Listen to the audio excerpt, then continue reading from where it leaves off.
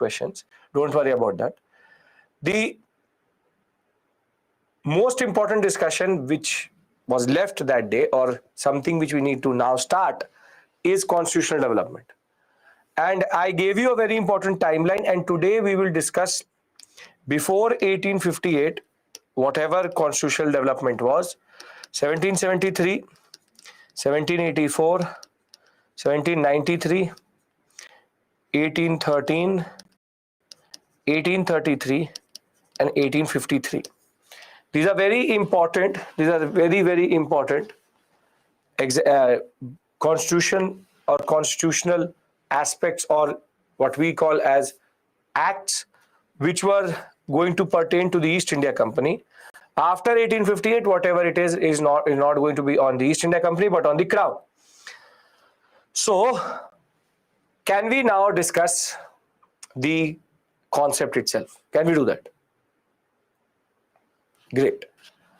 So, first things first, how does the East India Company work? How does the East India Company work? Because then only we can understand that before 1773, how did the East India Company work?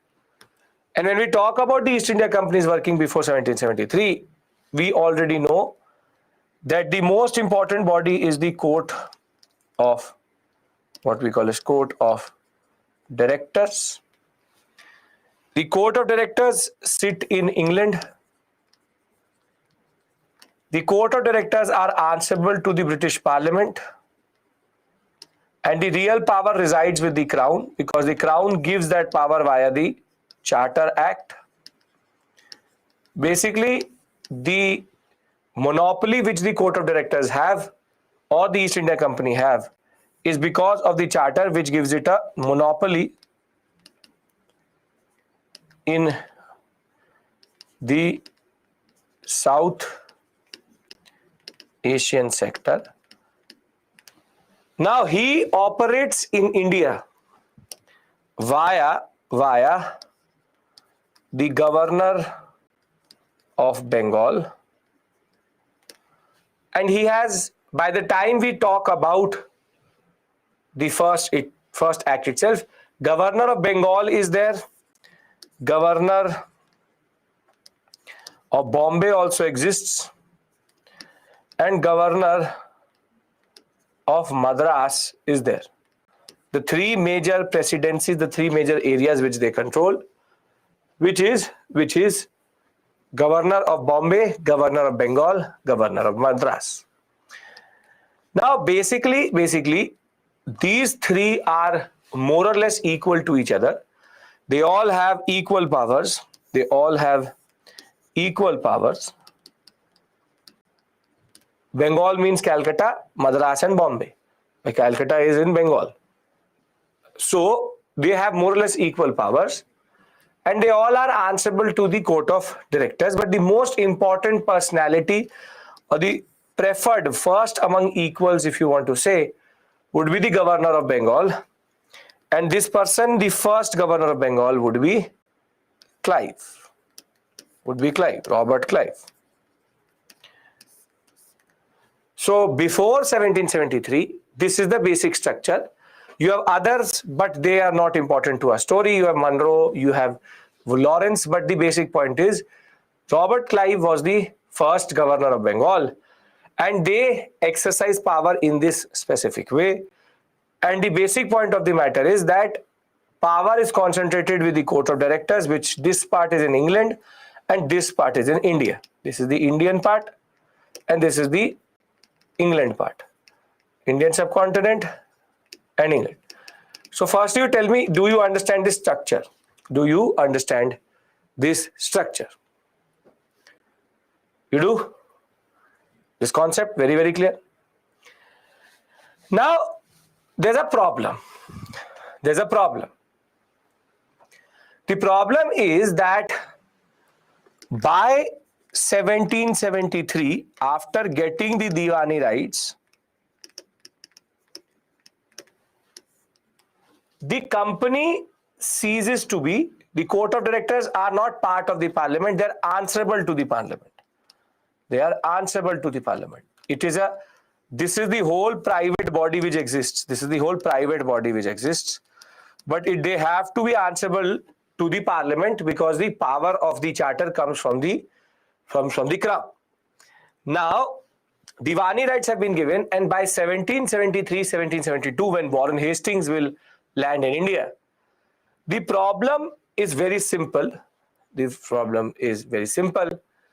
The East India Company ceases to be a commercial body, but rather now has administrative powers, and technically it has become a territorial power.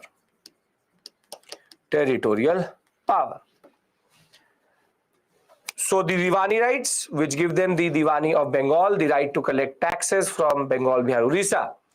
By 1773, they have a problem because now East India Company, a private company, technically has territory in its control. So the parliament now starts to feel that Robert Clive has become too out of hand. He is technically, literally, Clive started as a beggar, but now had become a literal lord in England. And the East India Company stock is held by a lot of the MPs also. That is also true. The court of directors are chosen by the shareholders to lead the whole system. But the East India Company stock is held by MPs also. And they believe that Clive is acting very ruthlessly. And as it is in 1769-70, there had already been a famine in Bengal. So basically the parliament believes that too much private trade is happening, too many problems. So they say that now comes the time to regulate the East India Company. The time has come to regulate the East India Company. And that is why the first act is called what? The first act which we discussed today is called what? It's called Regulating Act of 1773. So basically the act which they say is called Regulating Act of 1773. Now you get the logic of the word regulating, why it's called regulating, because they said that we now need to regulate the East India Company, too much power. There are multiple provisions within the Regulating Act, but there are certain provisions which are very, very important for you. We'll read the provisions, but I want you to understand the first major concept itself. So if everybody is with me, everybody is ready, can we now discuss Regulating Act major provisions? Because smaller provisions don't matter to me. Court of Director means not the East India Company stockholders. The Court of Directors is the administrative body created by the stockholders to control the East India Company. Okay. Now this is going to be passed by the British Parliament. This is going to be passed by the Parliament itself. And basically it will not touch anything in the England sector. Here they will not touch anything. So in the English sector or England sector, do not change anything. Do not change anything. However, they will change the structure in India.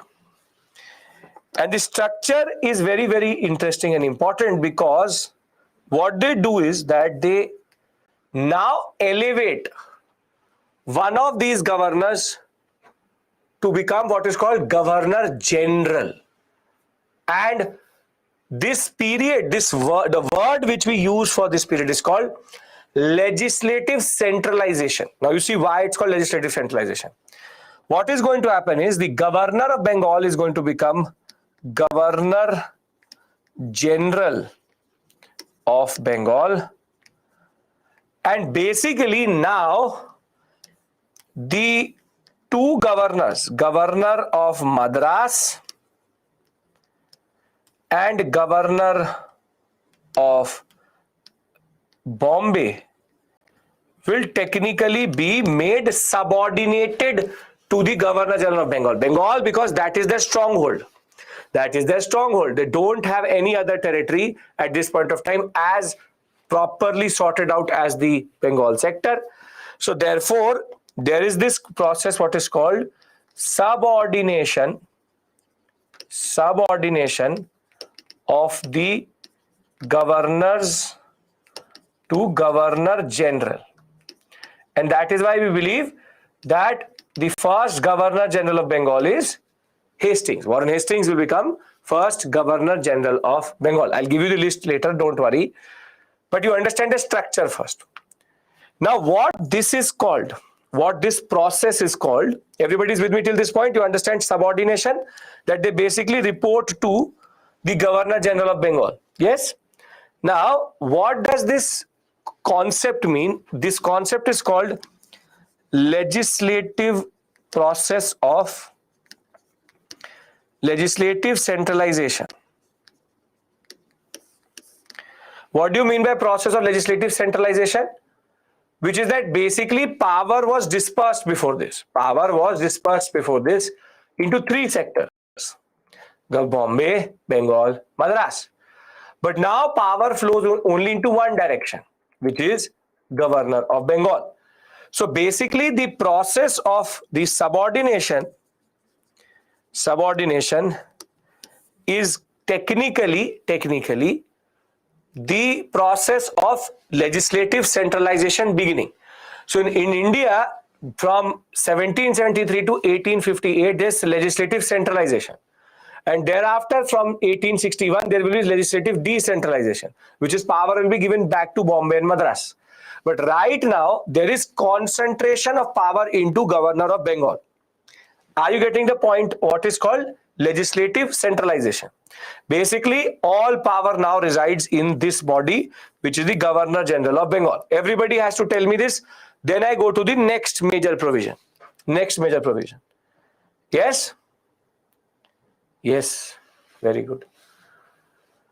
Now, because he has now a lot of activities to do, the Governor of Bengal or Governor General of Bengal is now given a council of 4 members.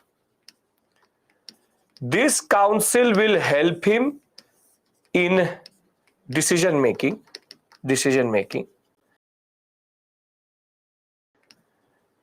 And basically, the Governor General of Bengal will have like a committee. So it is Governor General of Bengal plus 4. This is now technically called the Government of India. This is called the British Government of India. These 4 people, along with Governor General, are now the decision-making body of anything which happens in India. So together they become the most important structure in Bengal. And Bengal is Calcutta is the capital in a way. So this is like your Prime Minister and your Parliament, which is Governor General of Bengal has the real power, and he has a small council which he consults to take any decision. So the first process which we discussed was the process of legislative centralization. And the second process is the fact that there is now a council which helps the Governor General of Bengal to take decisions. The conflict, obviously Governor General of Bengal is going to prevail. But still the problem is that he will start to feel a little bit undercut. You will see that by the next act something will change. First is Governor General of Bengal plus 4 and legislative centralization, the 2 major features at this point of time. Clear, everyone? Regulating Act. Now, the last feature was that under the Regulating Act, the Supreme Court was to be established at Calcutta in 1774. And you know this Supreme Court, we already discussed about it. But if I had to again explain it to you, simple point, the structure is of equal status of decentralization.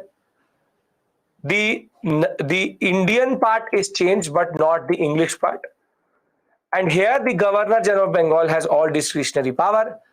And now there is legislative centralization in the form of subordination of Governor of Madras and Bengal of Bombay to the Governor General of Bengal, and he has now been given a body for decision making along with the Supreme Court, which has now been asked to be created so that there can be criminal justice also in India. If this basic point is clear, I'll read it out to you and then we consolidate again. Everyone? Yes? Great. So let's do one thing, let's read it out. So what was happening? Governors like Clive Hastings wanted formal constitutional relationship with the crown. Immediate cause was the company's application for a loan. People thought that if there is a loan which the company is taking, there is an issue.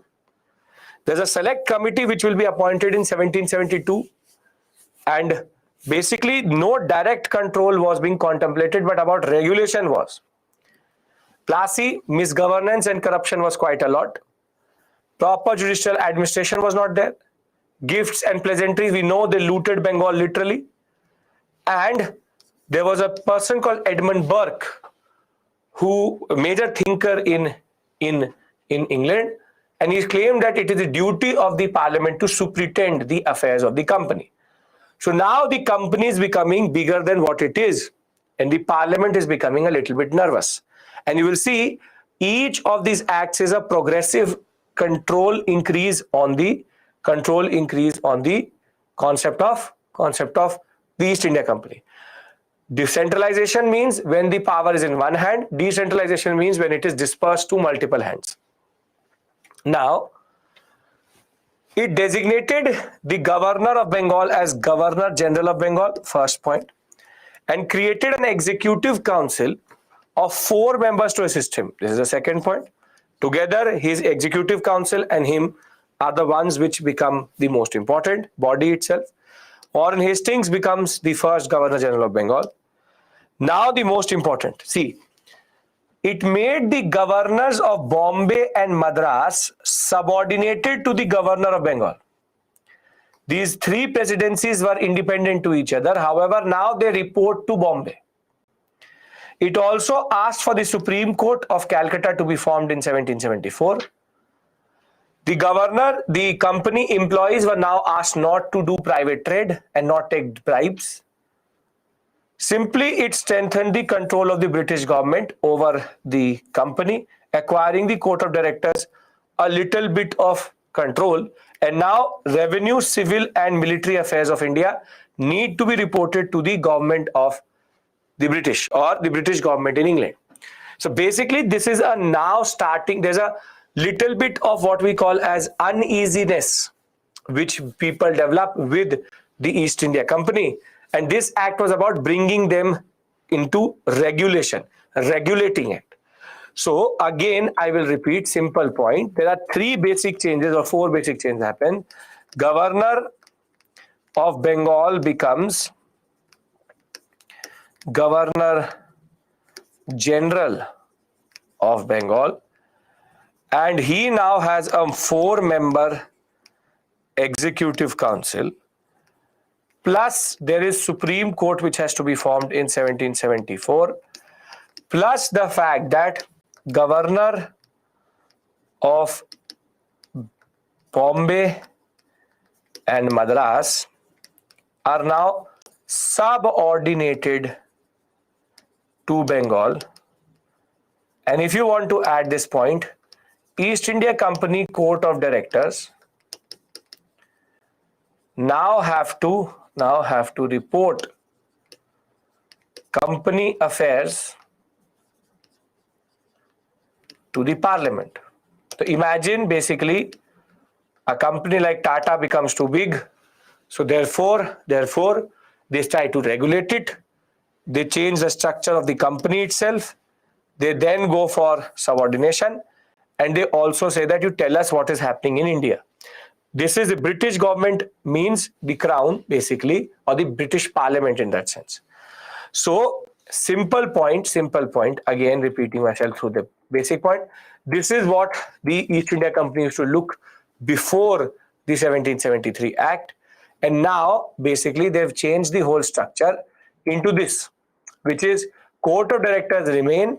However, in the Indian sector, legislative centralization has begun, which is the concept of centralization of power into Bengal.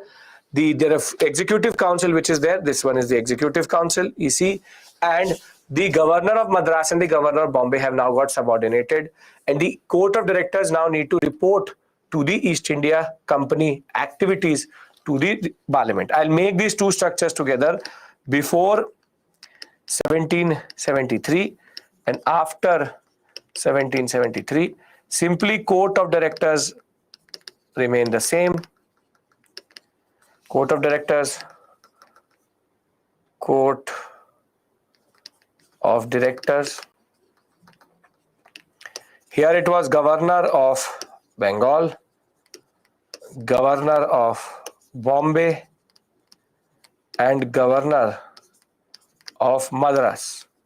But now there is only the Governor General of Bengal, and these two come under basically, these two come under the Governor of Bengal. So Bombay Governor and Governor of Madras basically are now under him.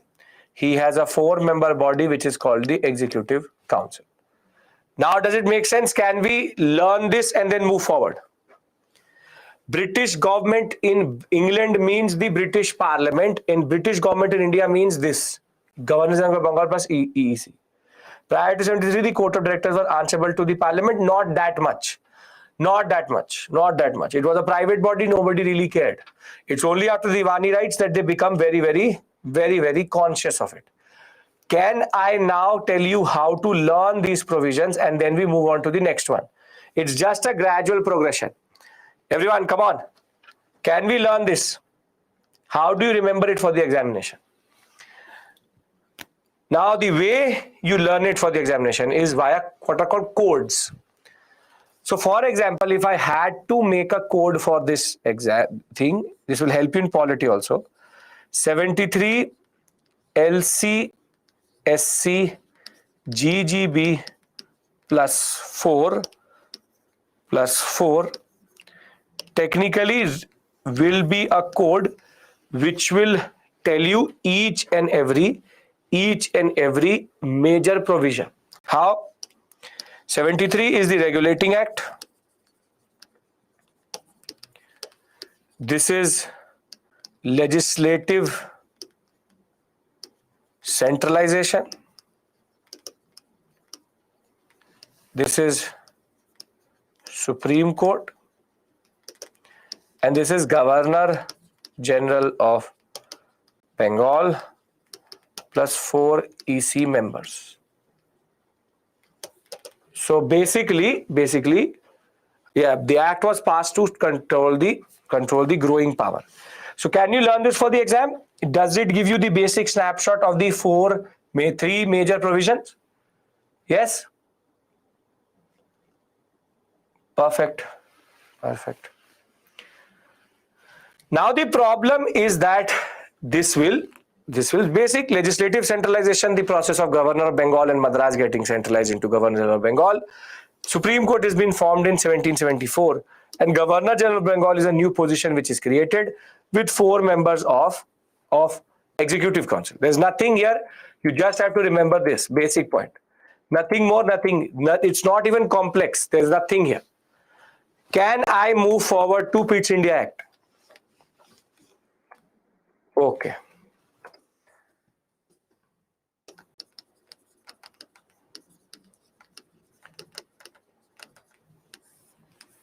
Now, very simply, what happens is that a new Prime Minister comes to power in England, and his name is Pitt the Younger. William Pitt the Younger. No member in this is Indian. Don't fool yourself. Obviously, they will never give Indians any power in this whole structure. 0. Nobody is an Indian in this. So, Ravindra, Your innocence of finding an Indian is ill-found. There will not be an Indian for a very long time in this whole structure. Okay. Even ICS, no Indian. No Indian. Pitt's India Act, 1784. So in 1783-84, the British Prime Minister becomes William Pitt the Younger. And he technically did not like the East India Company's power, because by 1784, yes, but later, I am talking about 1773. I know that Satyendranath Sinha will become. I know that Subhash Chandra Bose will become. Listen to what I am saying. So, I am saying right now, till 1947 is a different story altogether. Right now, we are in 1773 and then in 1784. Is there any problem till this point? That in 1773, the whole machinery is European. So then why are you trying to confuse yourself?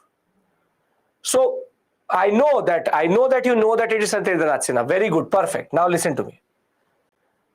Pitt's India Act of 1784. William Pitt the Younger doesn't like how the East India Company is becoming more and more powerful. Because by 1784, they basically have a lot of power. Which are the wars which had already happened by this point of time? Which are the wars which had already happened by this point of time? By 1784, they were technically controlling the Carnatic sector. Bengal was already fully subordinated. The Mysore wars had started to happen. The basic point is that now India was becoming more and more a prized possession for the British Crown. And the revenue from India was now starting to get a very significant amount, a very significant amount. So now Pitt the Younger says that this court of directors are, these 5 people who are sitting in the court of directors are too powerful.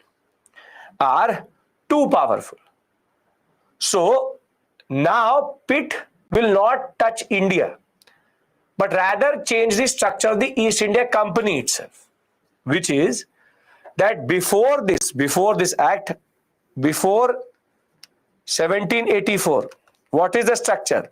You have court of directors, then you have the Governor General, the Governor General of Bengal, and thereafter you have the Governor of Madras and the Governor of Bombay, and he has 4 members. Yes, this is the structure which we saw, which will be between 1773 to 1784. This is the structure, yes or no? I want everybody to please become a part of this. You learn it here, you will not have to learn it anywhere else. Okay. Now comes the act, Pitt's India Act. And what Pitt does is, he says court of directors are managing both commercial functions and both administrative plus territorial plus the political decisions. Basically, because the Indian sector is becoming more and more complex, the same body is controlling commercial, same body is controlling general administration. Is it ever good to have revenue and general administration together? The same body has revenue also and has the general administration also. No, this is called separation of power. So what he does is that via the Pitt's India Act, he creates one more body which is called the Board of Control.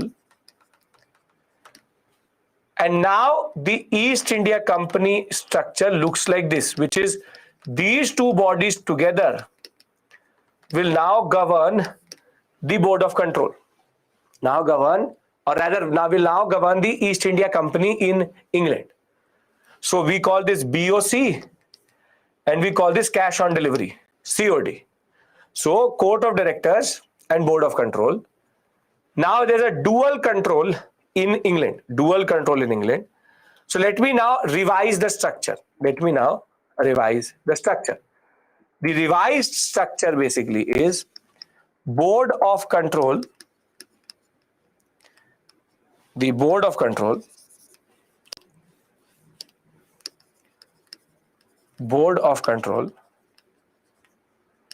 plus the court of directors, the COD, together govern the Governor General of Bengal plus 4 Executive Council and thereafter Governor of Bombay and Governor of Madras. So basically the change happens in England. And why is this significant? Because they divide the functions also. Board of Control and Court of Directors have divided functions, which is general administration, political decisions, thereafter rather political matters or political affairs, the concept of administrative control, military conquest, and the court of director only, I'm coming to this, this will change, I'm coming to that. The only change, he will be that all commercial functions are with court of directors. Now tell me, have they increased the power of the court of directors or decreased the power?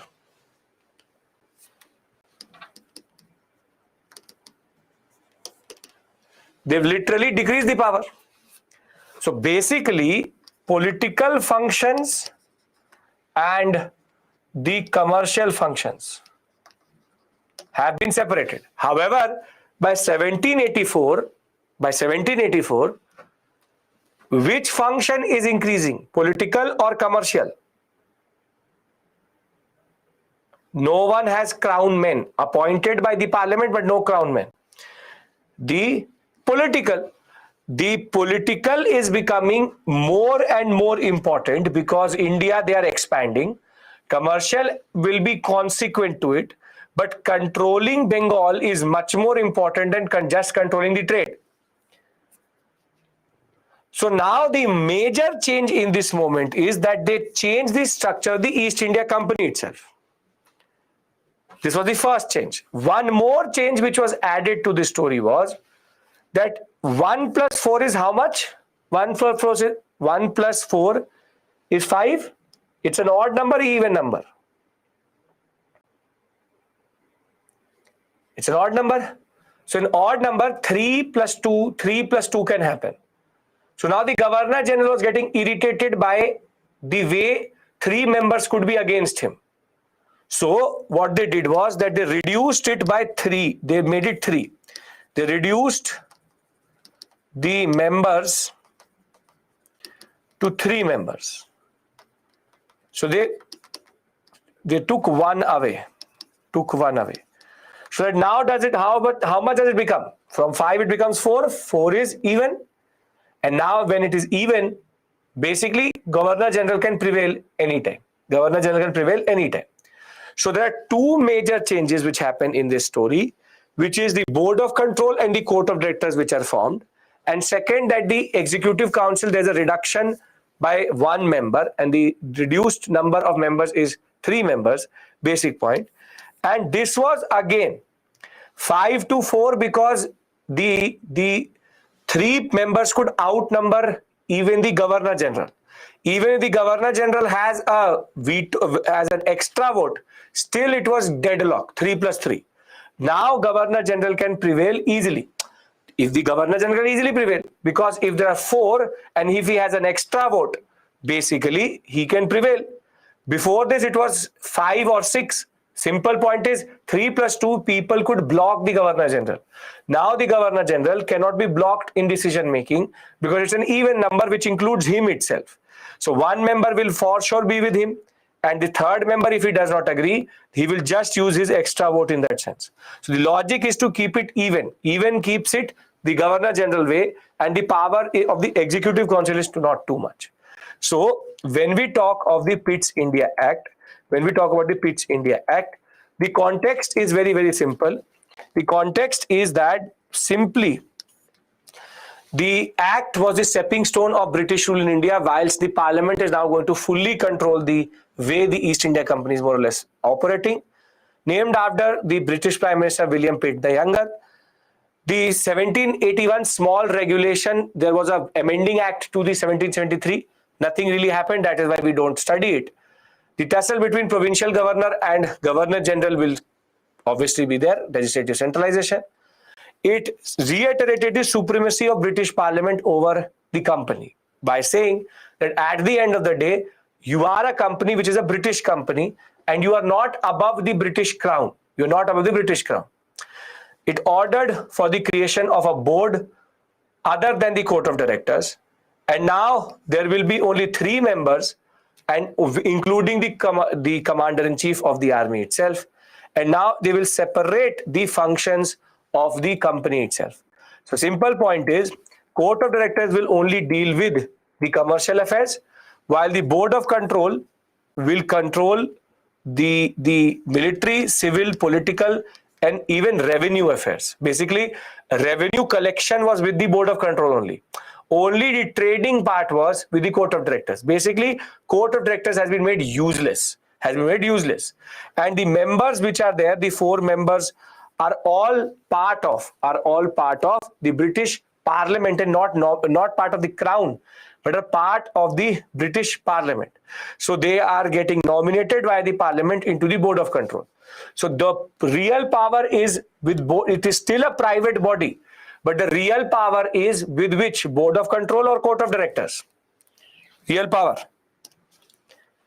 It is with the Board of Control. Board of Control actually controls everything. Simply, I will again reiterate this and again try to do it. Simple point is, now there is a dual control in England.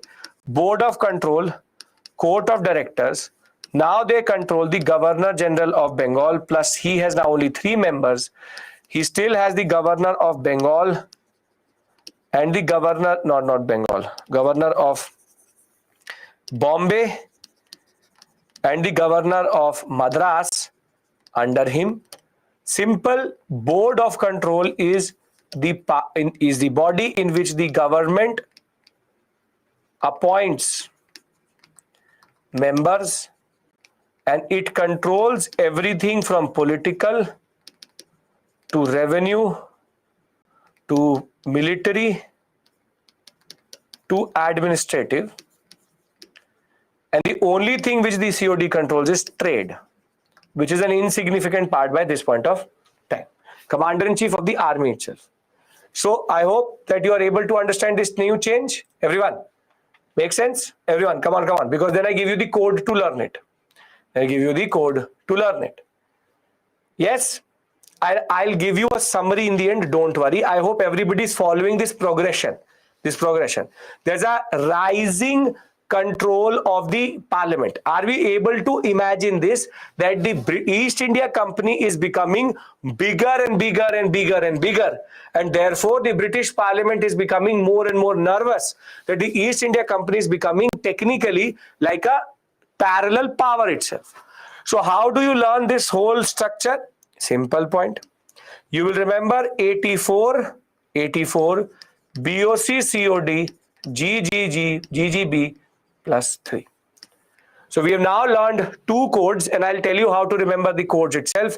Simple. The first code was what? 74 LCSC GGB plus 4, and now it is 80, not 74, 73 84 BOC COD GGB plus 3. Basically, we added the 2 major changes into the whole system. Here, there is a reduction of 1. And if you want to ever remember these 2 acts, 73, if you add 1 to each one of them, how much do you get? 84. So 7 plus 1 is 8. 3 plus 1 is 4. So you don't need to even remember that it is 1773 and 1784. That is the trick to learn the basic change here. Plus 1 plus 1. One member taken away and 84 BOC, COD, GGB plus 3. Are these codes making sense? I hope it's helping you, because this is something which comes in polity also. Right? Okay. Perfect. Perfect. Now come the Charter Act, but I need to discuss something with you. Is everybody with me till this point? Then we discuss the concept of charter first, and then we'll discuss Charter Acts.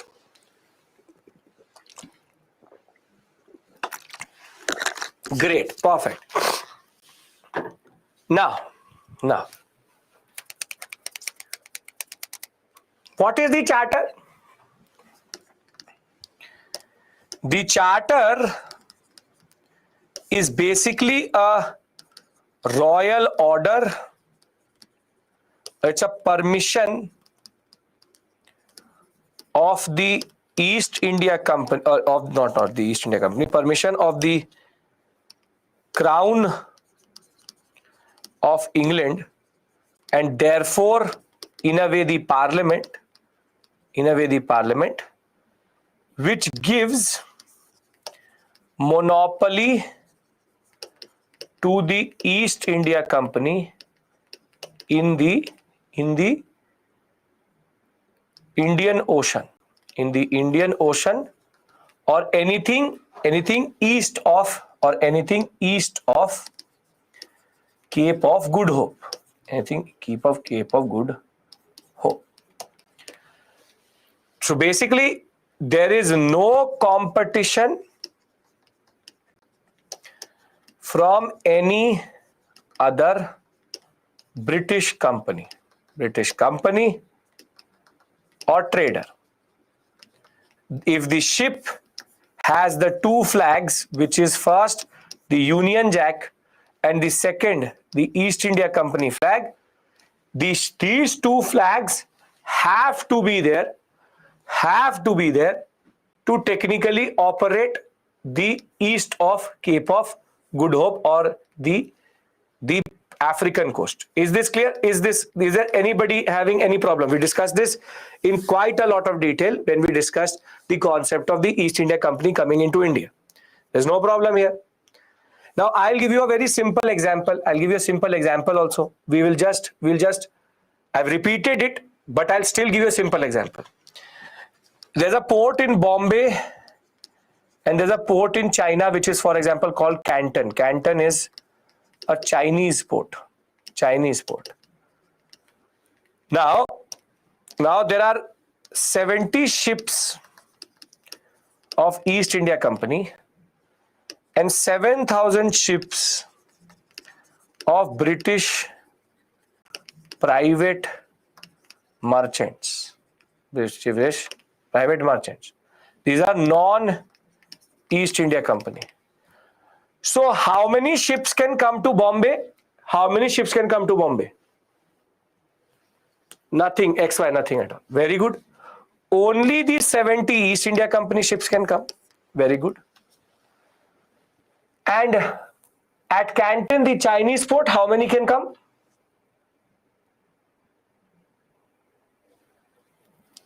Again 70, because East India Company has a monopoly.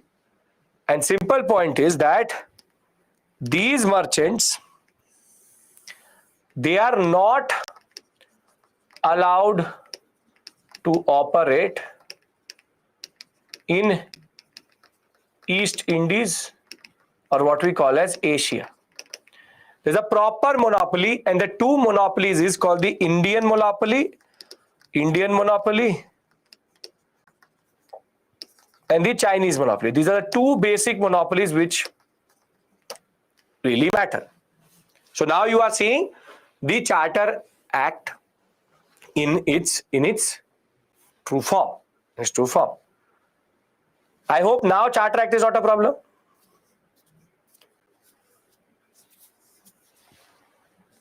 Now basically what happens is that between 1784, 93, 1813, there's a new concept developing in Europe based on one thinker. You know the thinker who changed economics forever? I'll read it out, Yuvraj. Don't worry. First understand. I'm not even discussing 1793 right now. I'm just discussing charter with you. Very good. During this period, there will be a person called Adam Smith who will become very, very important. And he'll write a book called The Wealth of Nations. And in The Wealth of Nations, a book written by Adam Smith, what is called Smithsonian or Smithian Notions of Economics, he will say that government intervention into trade is a bad thing. And basically, there should be free trade. Free trade means let the market decide the players, losers, and winners. Basically, the state should never be involved. And this you would have heard in some way or the other called laissez-faire trade. Laissez-faire trade, which is the laissez-faire is nothing but French for free trade. And this idea is now developing. And technically the concept of non-interference into trade is now going to become an important concept. And now the East, if this is the free trade lobby is going to develop, would they be really happy about this arrangement that only 70 ships can go and 7,000 ships can't? They won't be. They will literally hate the concept that the economy of India, the market of India and the market of China, only one company can access. And now there will be a rising pressure on the parliament to do something about it. However, in 1793, they don't touch this privilege. However, they add a concept that now we will review this discussion or we will review this charter or this privilege every 20 years. And that is why you would have seen that now charters will repeat at 20 years, 1793, 1813, 1833. They will say that we want to hold on to this concept as of right now. Both monopolies will remain, but we will review this decision every 20 years now. So though the Charter Act of 1793 did not take away any monopoly, but the most important concept which has emerged right now is that now the company will be holding this privilege for 20 years and we will review it in 1813 again. So the first change is that the charter is now coming under attack. But by 1793, the Bengal sector was producing a lot of money. So the British Parliament said that why should we stay away? They don't touch the structure at all. But you see this provision. They say that after paying all expenses, interest, dividend and salary, the company should transfer 5 lakh pounds to the British government. 5 lakh pounds is a very big amount. So basically, the hands of the East India Company were already in ghee or in oil. The British government said, "Thoda hum pe bhi sprinkle kar do, that you also sprinkle some on us. You are getting so much revenue out of India, you give something to us also." So they said, once you've done everything, once you paid off everything, 5 lakh pounds you transfer to the parliament. This would account for what in larger economic history for us? This would be under what? Home charges. So it is technically a channel of what? It's a channel of drain. Very good. So now you understand why we were technically paying for our own colonization. So the British government now got, the British government, when I say British government, I mean England, now got another receipt, and that receipt is Indian revenue. So isn't this the East India Company coming more and more under the scrutiny of the parliament? The parliament is becoming more and more conscious of the power of the East India Company, and they said that you give us something out of this. Why is that you enjoy everything? Why we can't? Why we can't? So now it's about the concept of enjoying. It's about the concept of enjoying, that we should also get something out of this whole story. So the first point, you get it, 20 years is a good period of time. That's the basic point.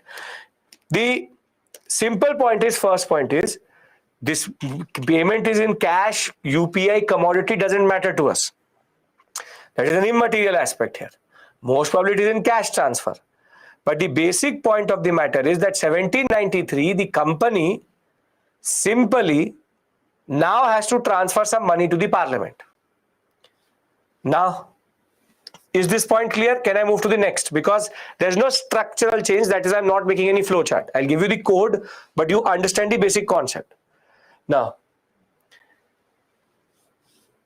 the second point is that now for the appointment of anybody, be it governor, governor general, or be it commander in chief, royal approval is needed. Crown appoints or approves the person. So now again, you see how the parliament is saying, you tell us who you are sending as the governor generals and the governors. Senior officers could not leave from India without taking permission. The company was now given the license to also take in what are called Indian contractors. Basically, the company can employ Indians for it, and the purpose of that technically was opium. Because they had to send opium to China, they said that the company can have contractors under it who can trade for them. Revenue for judicial function, or what we call as revenue administration, should be removed from judicial administration. And now you see the basic point. The home government members were to be paid out of Indian revenue. Basically, what is happening in this act is very interesting. Can we discuss the provisions in a little bit more detail? Come on, can we discuss it in more detail, but through a flow chart now? Because if you read it, it will actually make no sense.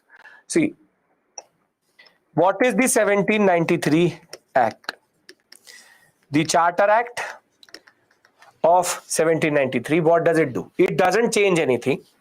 The BOC exists, the COD exists. Both together control the Governor General of Bengal plus 3 members.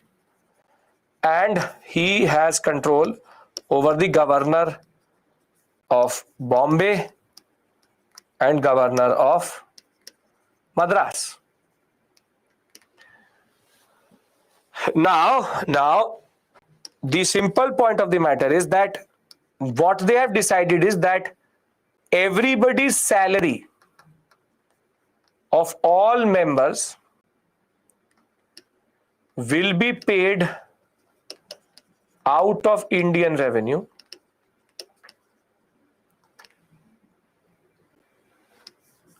All appointments should be approved by the crown, and the board of control will transfer 5 lakh pounds to the British Parliament. So if you look at it, they rather consolidate this concept, and they have to now give more to the Parliament. Now you will say, what is the interest of the East India Company, or why would the East India Company do it? When the government of India today tells any company to do anything, do they do it or they don't do it?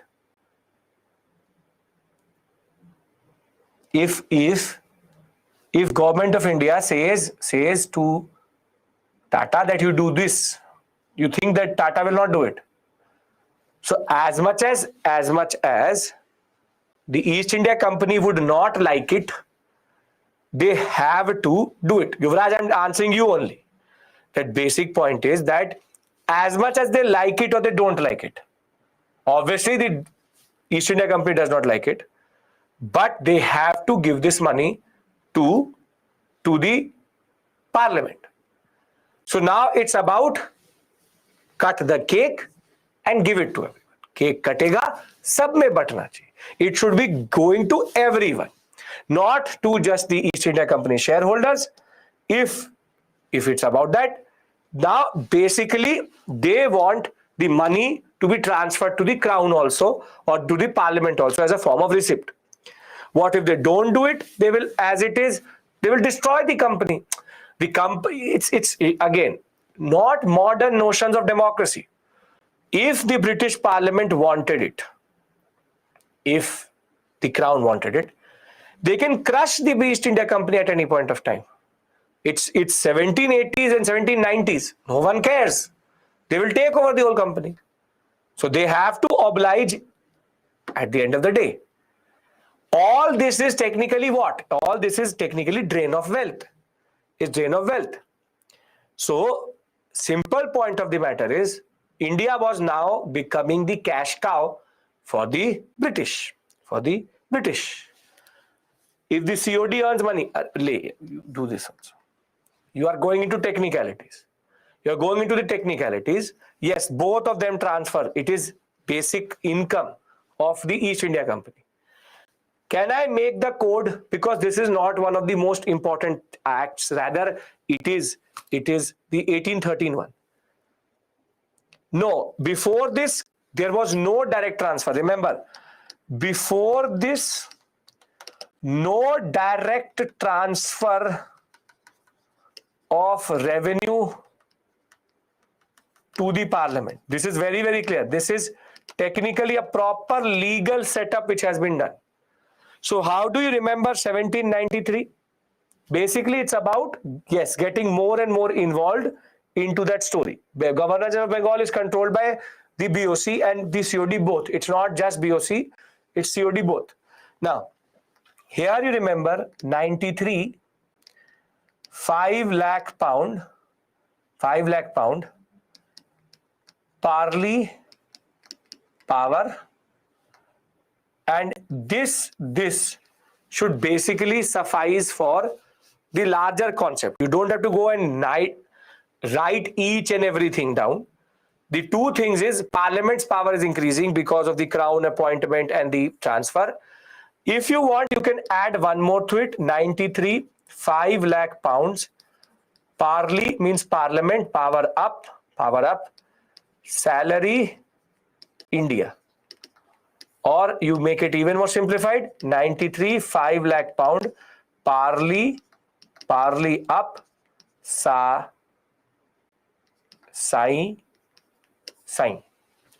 or sign. Salary, Indian. So we've done 3 codes. I'll consolidate the codes also for you.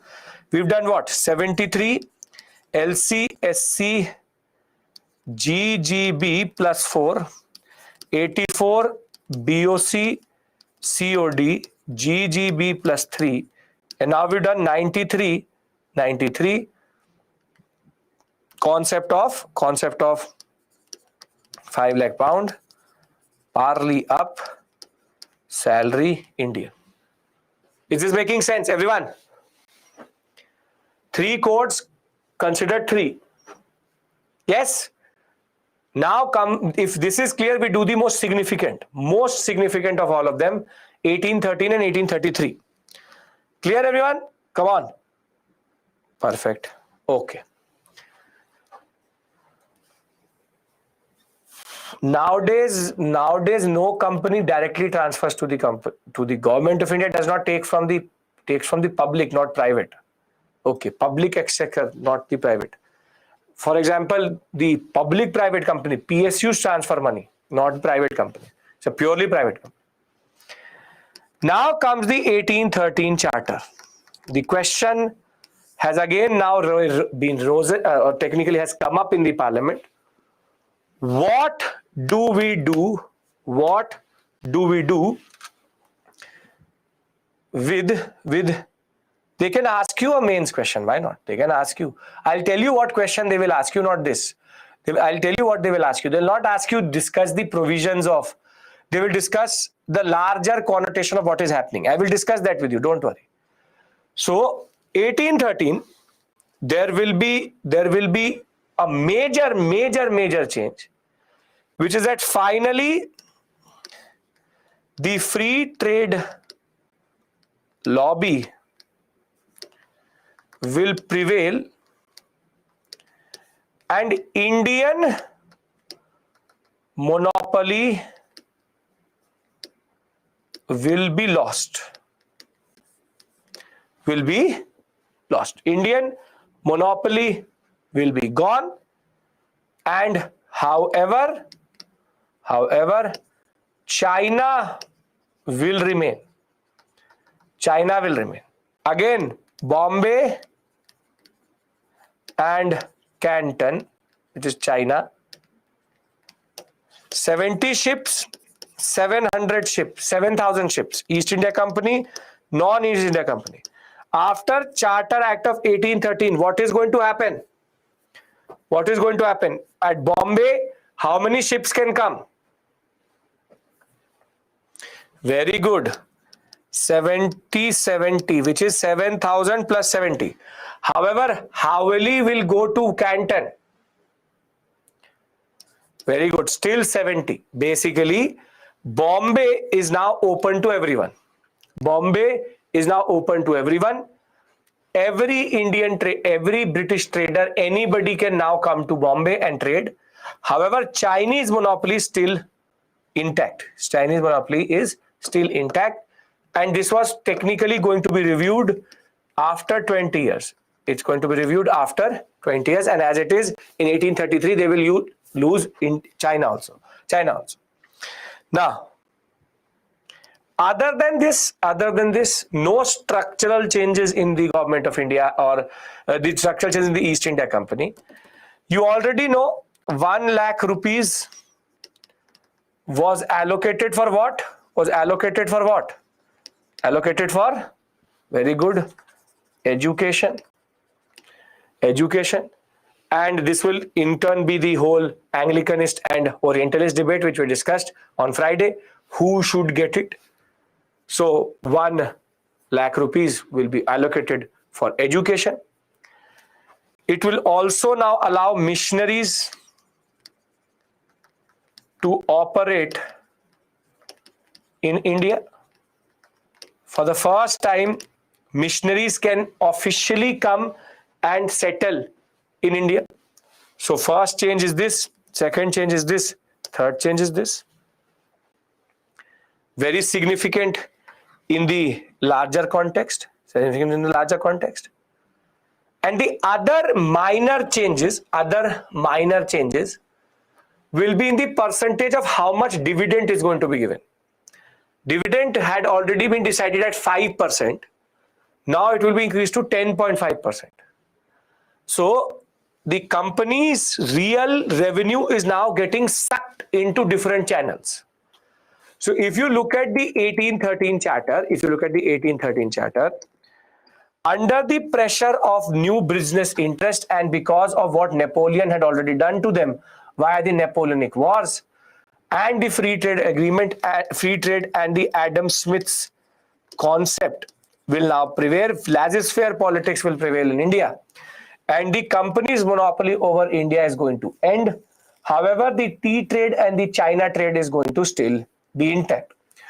The companies will now give dividend of 10.5% rather than 5% previously. Why would they want 10.5%? Why would they want to give more dividend to the shareholder? You tell me. Why would you want to give, the company would like to give more dividend to the shareholder? Think of it like they're losing something, so it's there. Very good. Basically, they lost India. They lost India as the monopoly. So why will anybody buy a East India Company share now? So to make it more lucrative, to make it more incentivized, they said, no, we will give you more dividend now. Because we have lost one, we will go. This is basically called compensation. This is face saving. It's a compensatory move.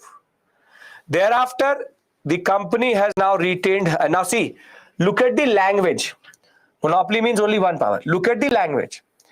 The company was to retain the possessions of territories and revenue for 20 years more without prejudice to the sovereignty of the crown.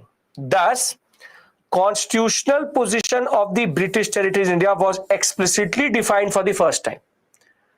Though the board of directors has been expanded, this is a very significant point. This is very, very significant because for the first time, the crown says to the East India Company, you don't hold this territory in India. You hold it for me.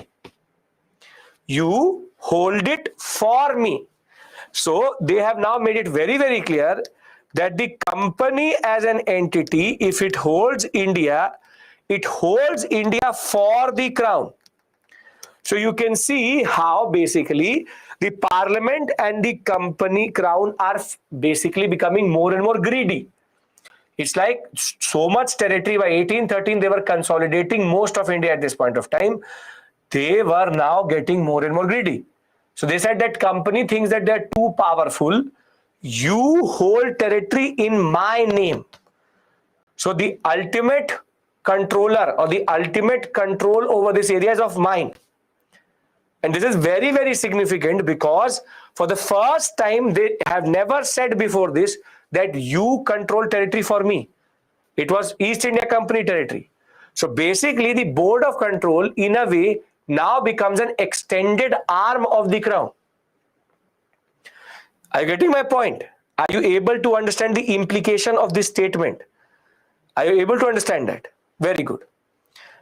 Now, it's all about lucrative concept. It's about lucration. The simple point. In no acts before this, it was said that East India Company holds Bengal, Madras and Bombay in the name of the crown. It was always said East India Company territory. Now it says crown territory held by the East India Company. Are you getting my point? There's a difference. I'll tell you very simply. You have a car. That car you own is okay. But now you are showing it off to your friends and your father says, I have given you this car to drive. So who ultimately has power over that car? The father. So basically, the crown here is the father, saying that all that shosha you are doing in this car, this money you are getting out of it, all is good. Now you are technically holding this car for me. Or I am the ultimate owner of this car. Prejudice means that the crown will right now not push its sovereignty over it. It's technically now the question of sovereignty. Who has power control over it? They said East India Company can hold it, but the prejudice or the ultimate sovereignty is of the crown. Is this point clear? It's a technicality. It's not very specific. It's a technicality.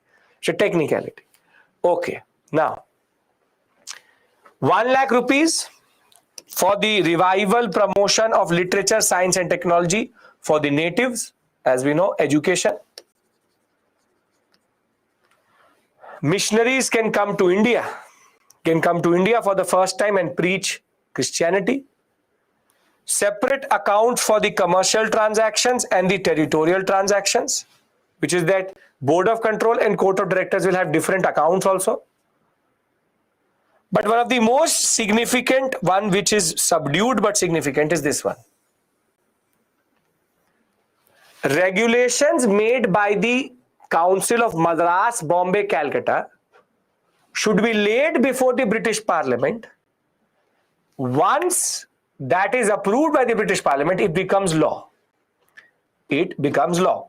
10.5 dividend is to attract more people because they've lost a monopoly. Now, what does this mean? What does this mean? See, can I talk about the implication of that point? 1813, can we discuss that point and move to 1833? Okay. Now, Fleur, please understand this. See, board of control is there, court of directors is there.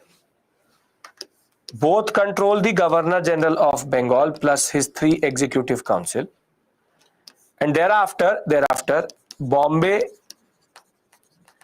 Governor and Governor of Madras. Now, simple point is, 1813 as it is takes away Indian monopoly, gone. Indian monopoly gone. China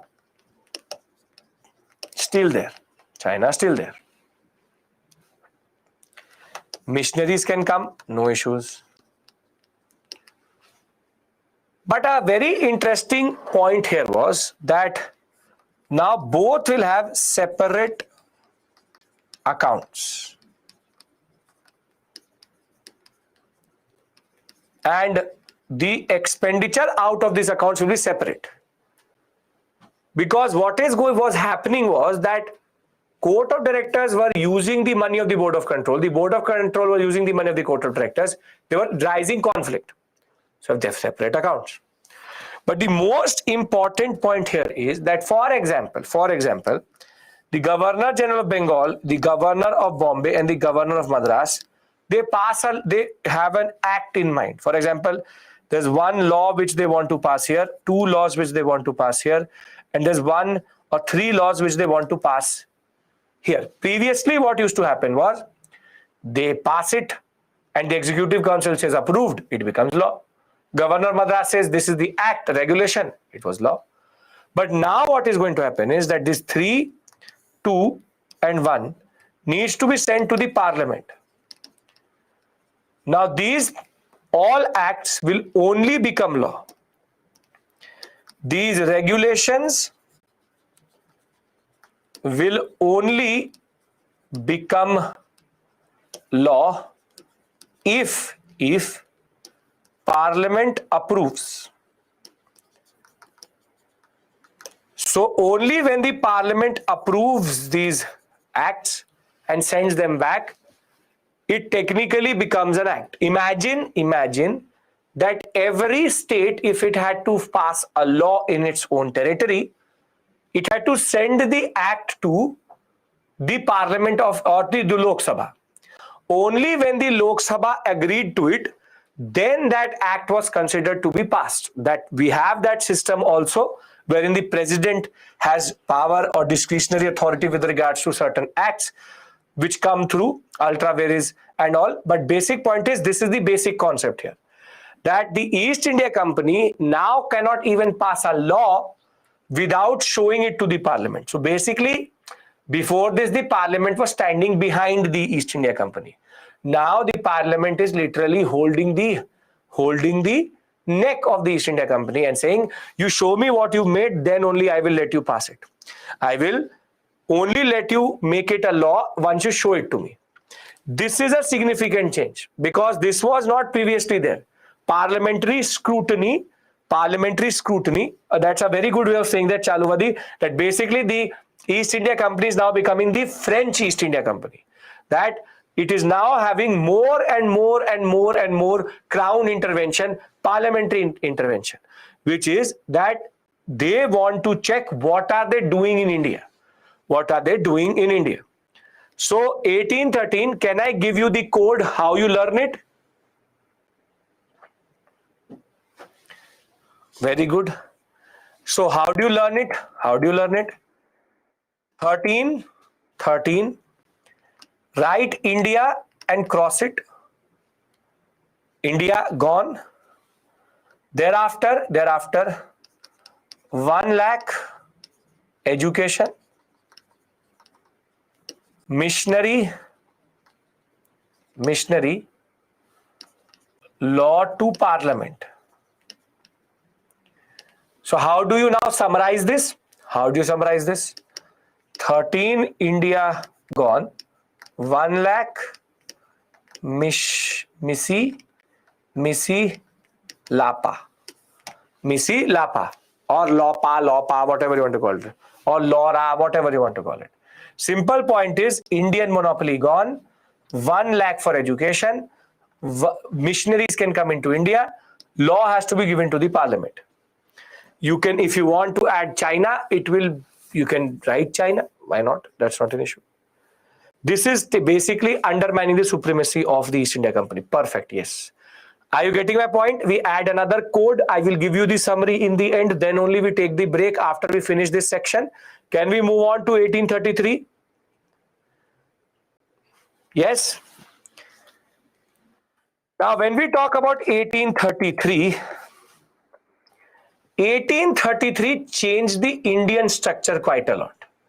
1833 changed the Indian structure quite a lot, but which will change the nomenclature itself.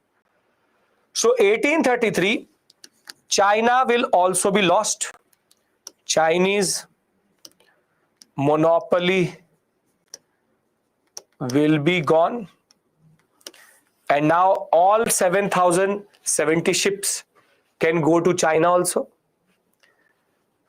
What is more interesting is that now the nomenclature will change in India, and Governor General of Bengal will now be designated as Governor General of India.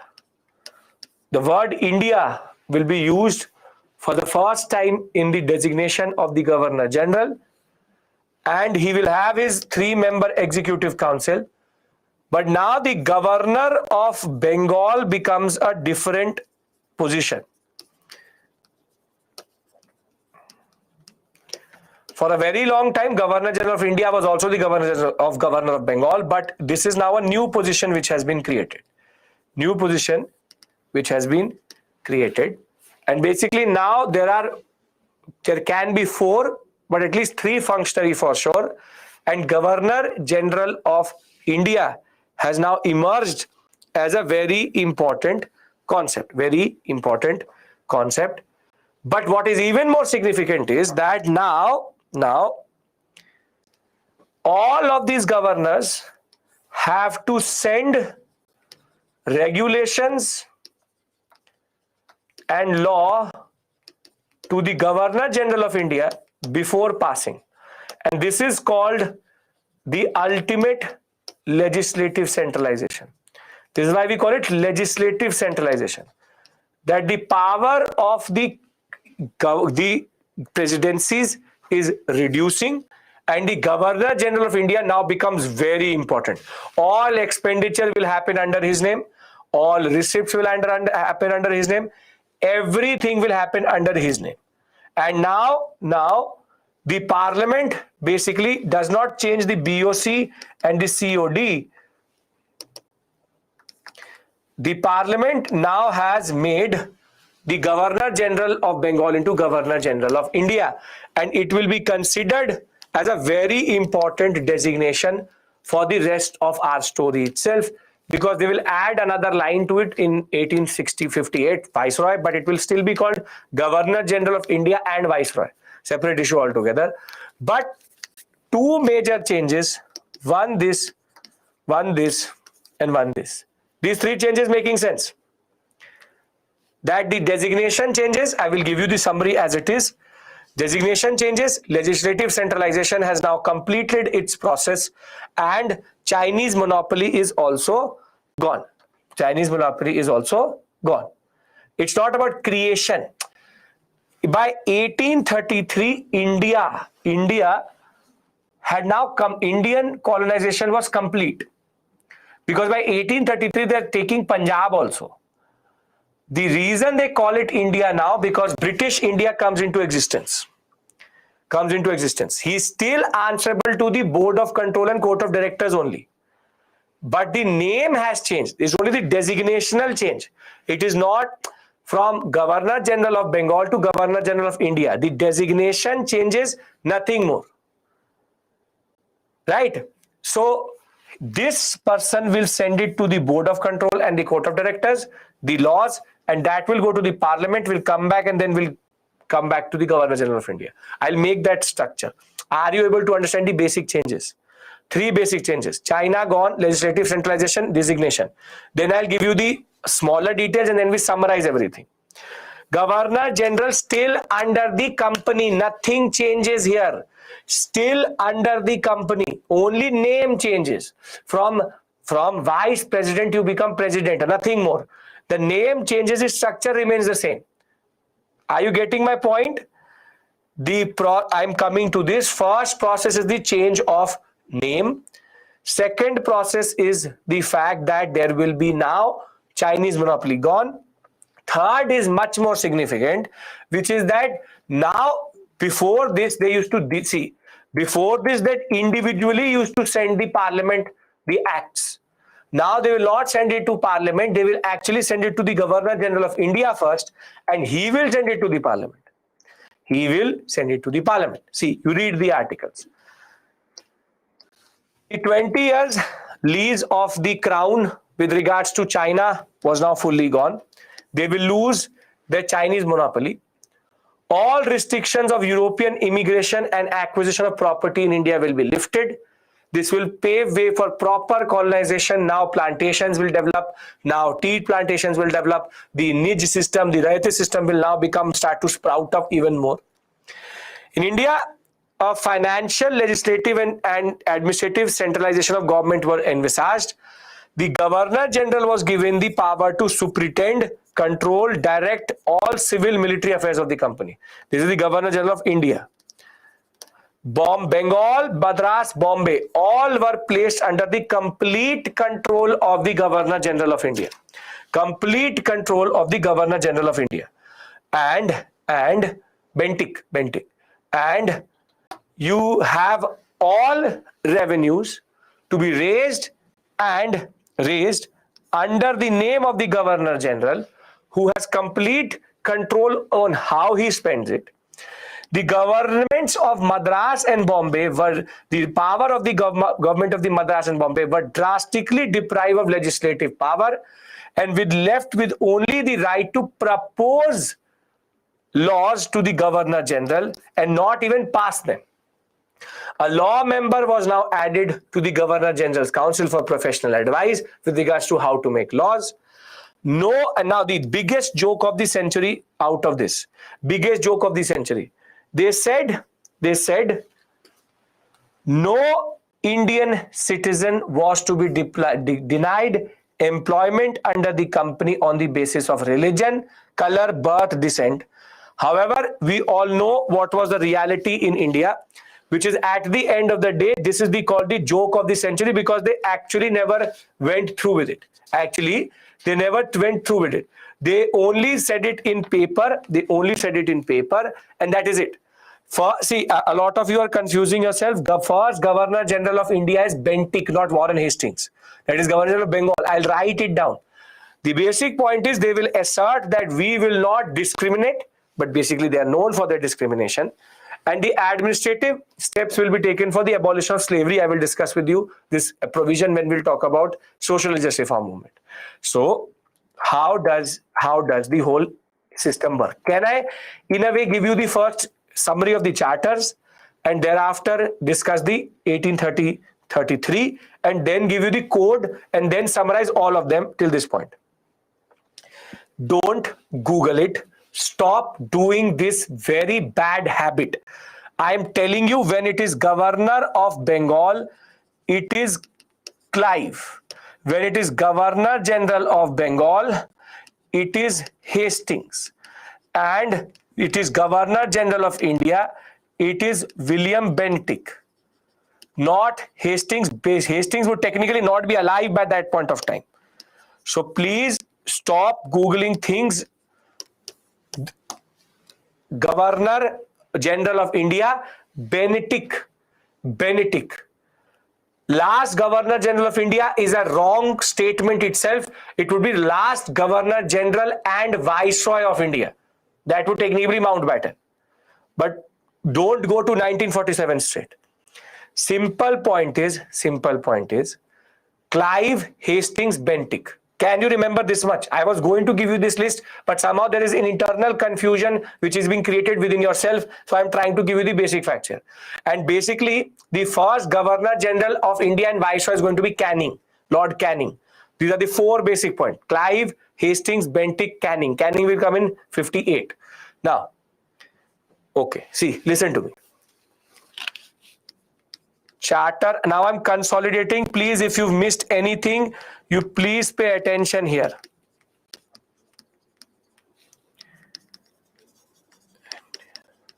China.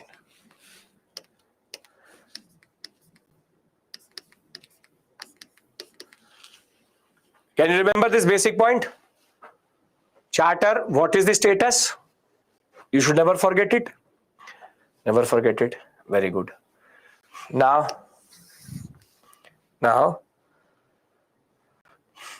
as of 1833, what is the structure of Government of India or structure of the British in India? They have Board of Control, they have Court of Directors, they sit in England, they operate via the Governor or the Governor General of India now. He has an executive council of 3 members, but he has now one more member added who is the law member. Who is the law member who has to now make laws. So basically it becomes total 4 members now. So it's back to 4 again.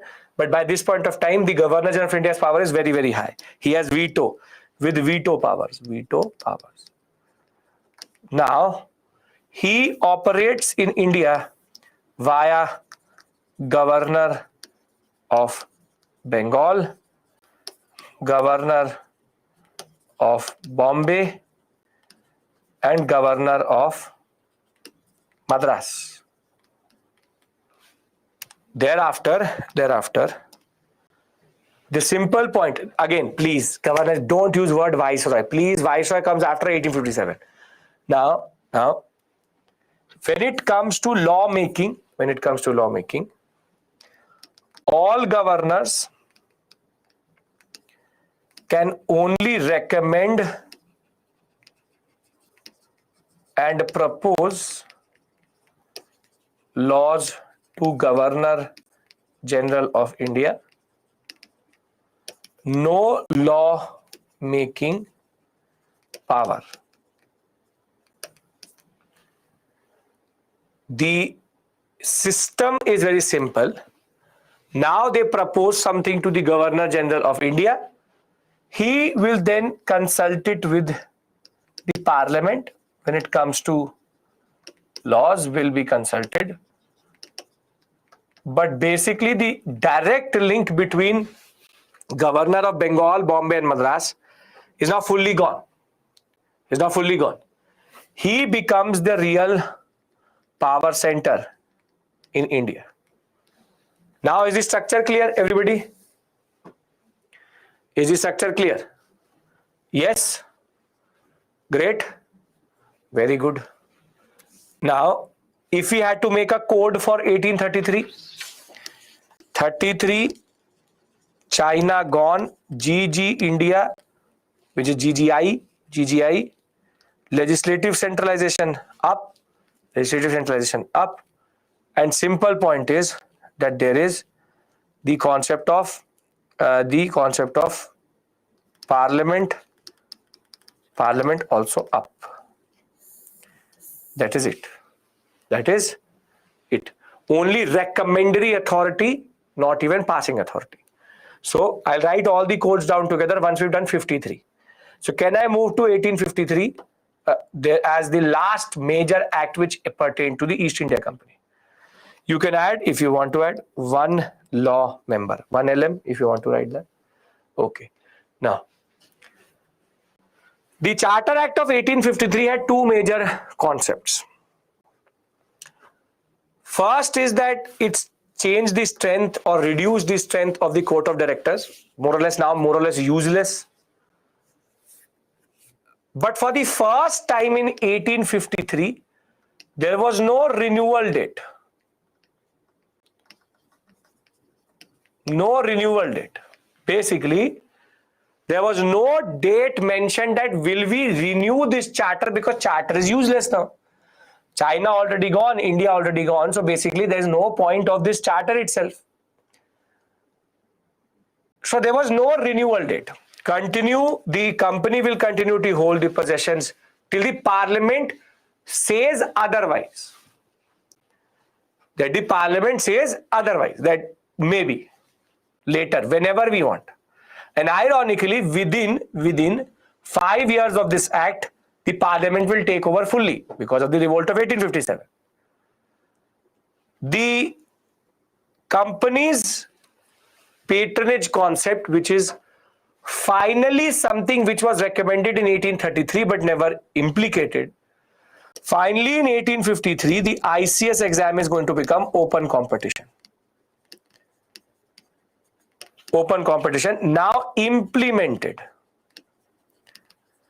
Previously, there was a provision, but there was never any implementation. Now fully implemented. Law member will become the full member of the Executive Council, but there's a new concept, which is the councils will be divided. I'll show you what. So how does the 1853 Act change everything? And this is the last where we will stop. So pay attention. What they do is Board of Control is there, Court of Directors is there. They will reduce the number here, reduce the number of members. That is a very superficial thing itself. They will operate in India via the Governor General of India. And he will have under him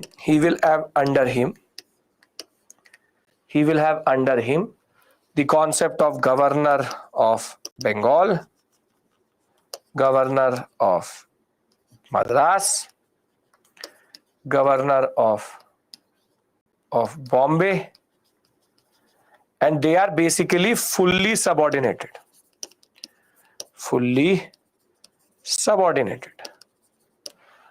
But now there's a new concept which develops, which is this new concept, that the Governor General's Council become twofold.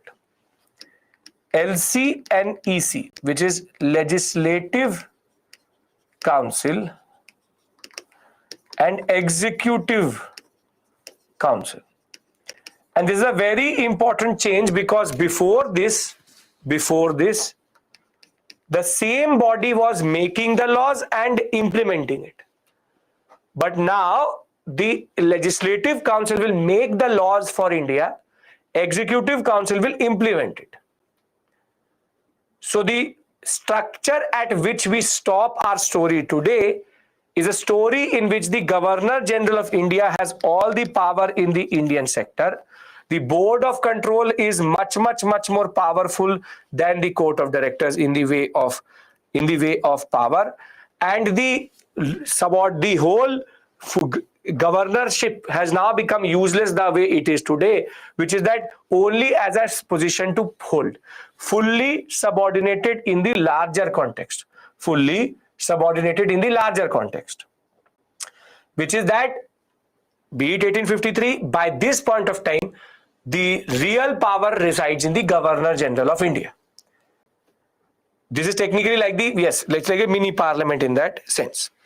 Can we agree to this structure? Because we've come a very long way in that sense. Because what I'm going to do is I'm going to give you a break here. Then I'll give you the summary so that you can process it better. Process it better. So you would be talking about 1935 Act, but you're writing it as 1835 Act.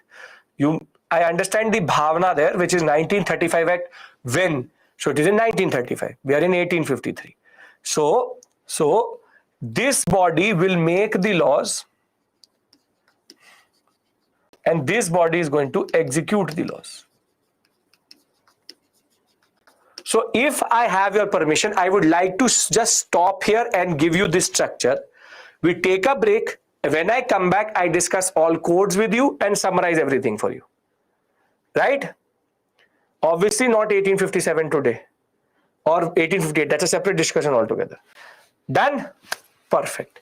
So it is what? It is 6:40. We come back at 6:50, and then this topic is over and we enter socio-religious reform movement. I want you to just process this, understand it, and I summarize everything in the next 20 minutes, everything, right? Summary I want to give you when you've processed it. Perfect. So you need a summary. I will give it to you. Just process this till this point. Great. So I'll see you in the next 10 minutes. Process it. Internalize it. I give you all summaries together because you're becoming a little bit wary. I can see your energy going a little bit down. I want it to be up again, right? Drink something. Let's be back. After summary, we do social religious reform movement. Very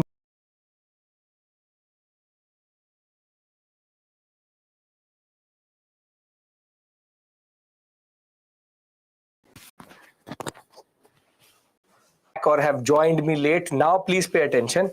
Let us do the first summarization. Can I do that, everyone? Do I have your undivided attention with regards to this? Yes?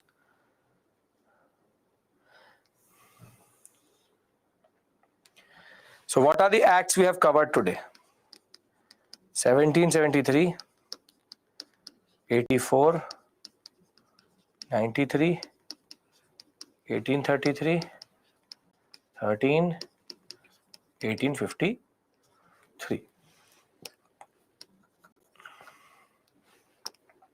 1853. Now, this is called Regulating Act. This is called Pitt's India Act. This is called Charter,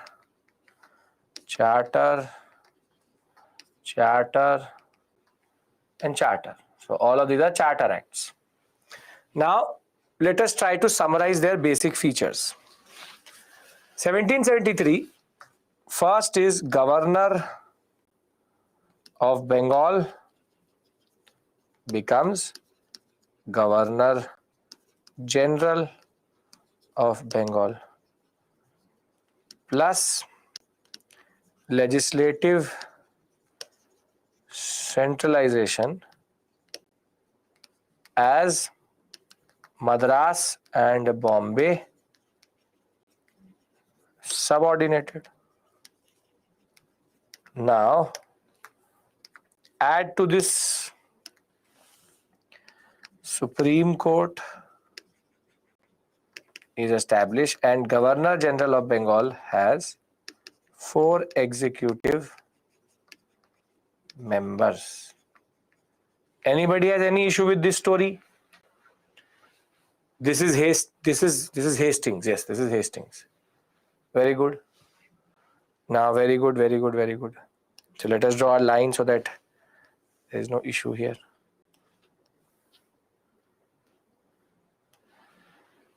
Now, Pitt's India Act, and this slide is going to be very important for you. This is how you summarize, this is how you revise, this is how you learn modern India. You have Board of Control created with political, military revenue, administrative and general powers, court of directors, limited to the commercial functions. Governor General of Bengal, Executive Council, one member, reduced to remove conflict. Any issue here? Don't mix it up to say BOD. Cash on delivery and BOC, Board of Control, COD. Remember it like COD, COD, BOC, COD, BOC. Don't mix them up and make BOD.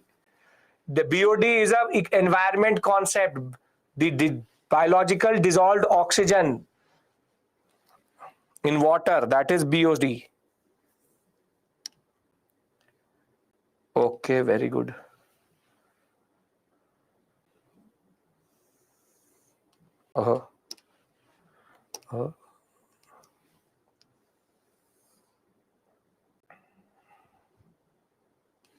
Okay, very good. Now, 1793. What are the important provisions? 1793 is 5 lakh pounds transfer to the Parliament. Question of monopoly and other than 5 lakh pound. Yes, very good. All appointments to be approved by Crown. The company officers cannot leave.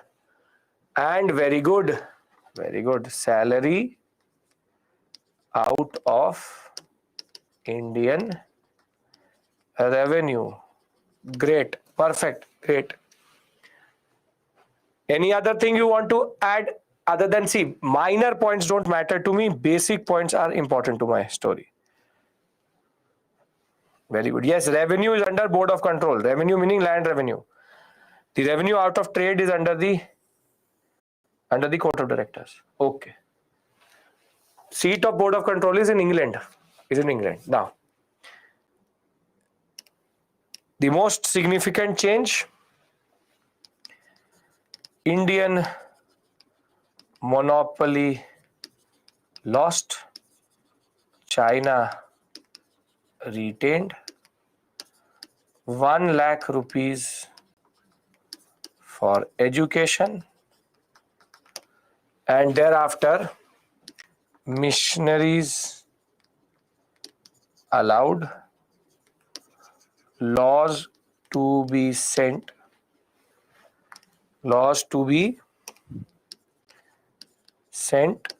to the Parliament, and 10.5% dividend. And if you want separate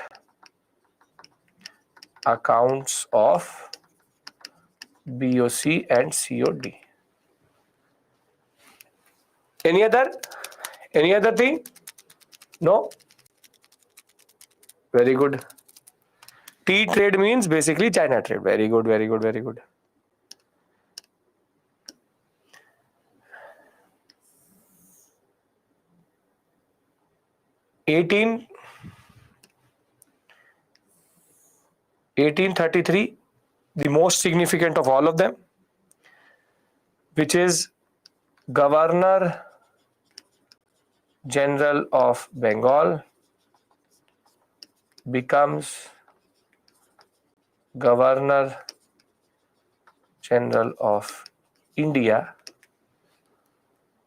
Thereafter, China monopoly lost. The law-making powers of Governor of Bombay and Madras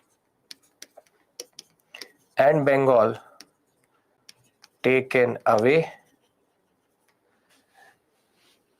Thereafter, the all activities, revenue and expenditure in the name of Governor General of India. Right? Perfect. Now last is going to be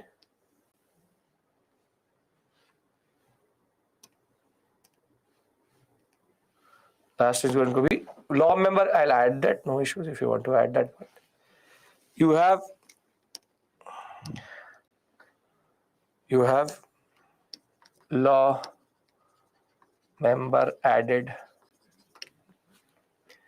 Now this is open competition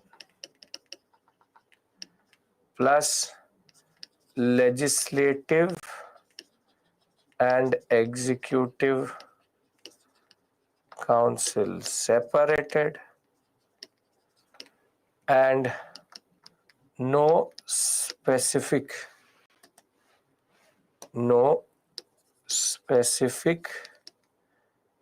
year of renewal of charter.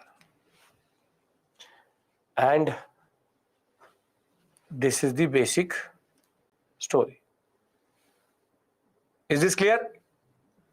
In one glance, we revise all of them. I'll give you the code words, but can we all agree to this? I hope you find this helpful. I'll give you the codes, don't worry. But first and foremost point is, are you able to summarize everything in one go itself? This is what we discuss, the first most important concept of constitutional development. Great. Now let's make the codes. Let's make the code and then change the topic. Aman, what is the question? I have not seen the question. Push it again. COD is being reduced. Okay. So what are the codes? First code is 73 LCSC GGB plus 4.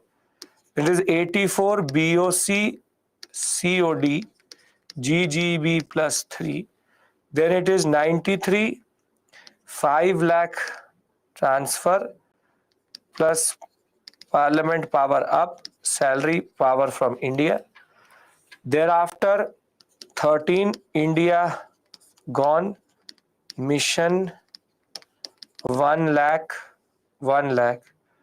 and the legislative centralization is complete.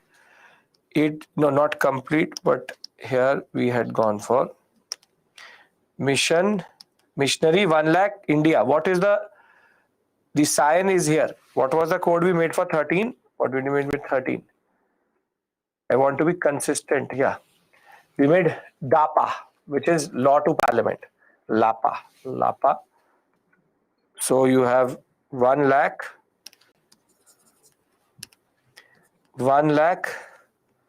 LAPA, which is, and I'll tell you what it means also. Thereafter 33 China gone. Thereafter Governor General of India, legislative centralization high, and the Parliament power is high. That is the major change. And then 53 is going to be GGI LC, Legislative Council, Executive Council, legislative centralization fully complete. And you can add this LC and this LC is different. Legislative Council and legislative centralization. So simple, yeah, you want to add law member here. Law member. Now I'll break it down for you again. Simple point. 73 legislative centralization Supreme Court, Governor General of Bengal, 4 members. COD, BOC, Governor General, 3 members. 5 lakh pounds to be transferred. Parliament power starts to increase. Salary from Indian rupees. Then India monopoly, China monopoly gone. Missionaries enter, 1 lakh rupee. This is LAPA, means law to parliament. And thereafter, this is India. GGI becomes the most important, the first important person. Legislative centralization complete. This is legislative centralization at highest level, or full subordination if you want to say. And this is GGI, Legislative and Executive Council. Executive Council. You can make your own if you find mine to be a little bit low. And legislative centralization fully complete. Done, everyone. You can learn these codes and you can remember basic provisions in the examination. Any examination, anywhere, anywhere. Done, done, done. Can we close this topic now?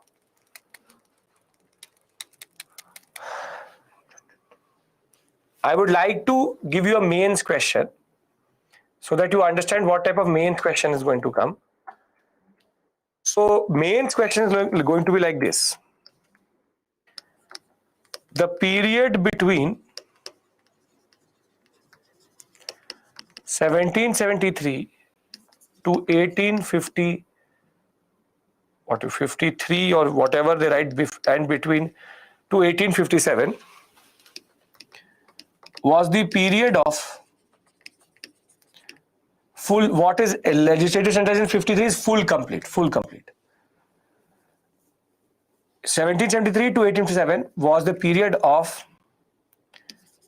rising power of the parliament,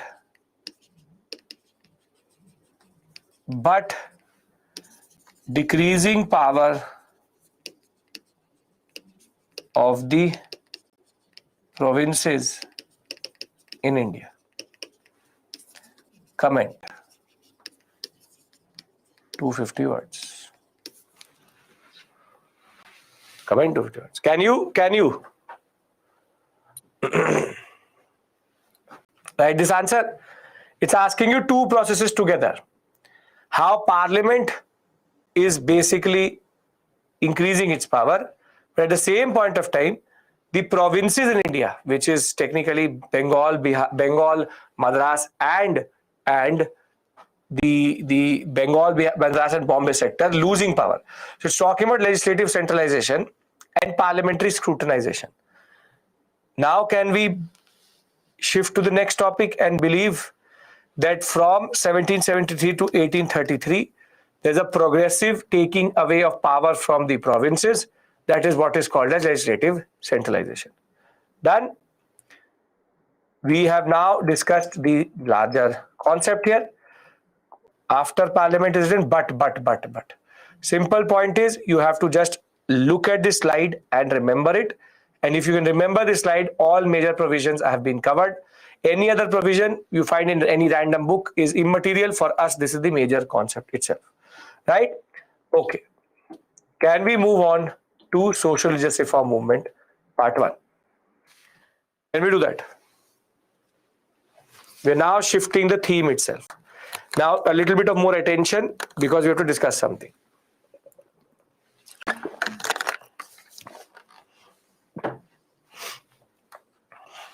Okay. Now, with regards to social religious reform movement, there's a concept, there are two parts to this story. One is called, so this is called in two parts. One is called legislative reform, and the other one is called the what we call as socio-religious reform by Indians. And basically, legislative reform is by the British, but this is by the Indians, in which we have the two revivalists and reformists, which I will discuss with you when I will reach that point. We'll discuss it today itself, which is revivalist and reformist. And we have to first discuss legislative reform. Tomorrow, Subhash. Now listen to me very clearly. First and foremost point is why the concept of social religious reform. And we will discuss everything. We will discuss Hindu reform, we will discuss Muslim reform, Parsi reform, Sikh reform, we will discuss everything. We will discuss that. Prashant, it happened in both. It happened in all religions in India. So, basic point is, what was the point of all of this? What was the point of all of this? And here comes basically the moral justification. Moral justification of British rule. And basically the British argued that we were barbarians. We were barbarians. And we needed to be civilized. We needed to be civilized and had to learn the ways of the West. But the master stroke which the British played was that we said, no, we also have a very, very beautiful, very imperious, very powerful culture. So the British said that if any marker, the marker or the indicator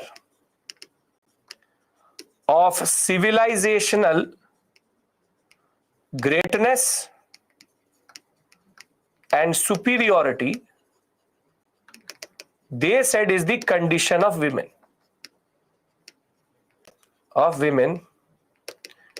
In India or in that civilization. Now here comes the problem. I'm generically talking to you about it, that any civilization can be considered superior and better only if the condition of the women in that civilization is good.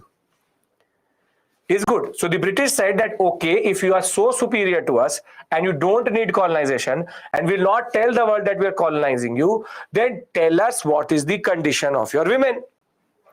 Tell us the condition of your women.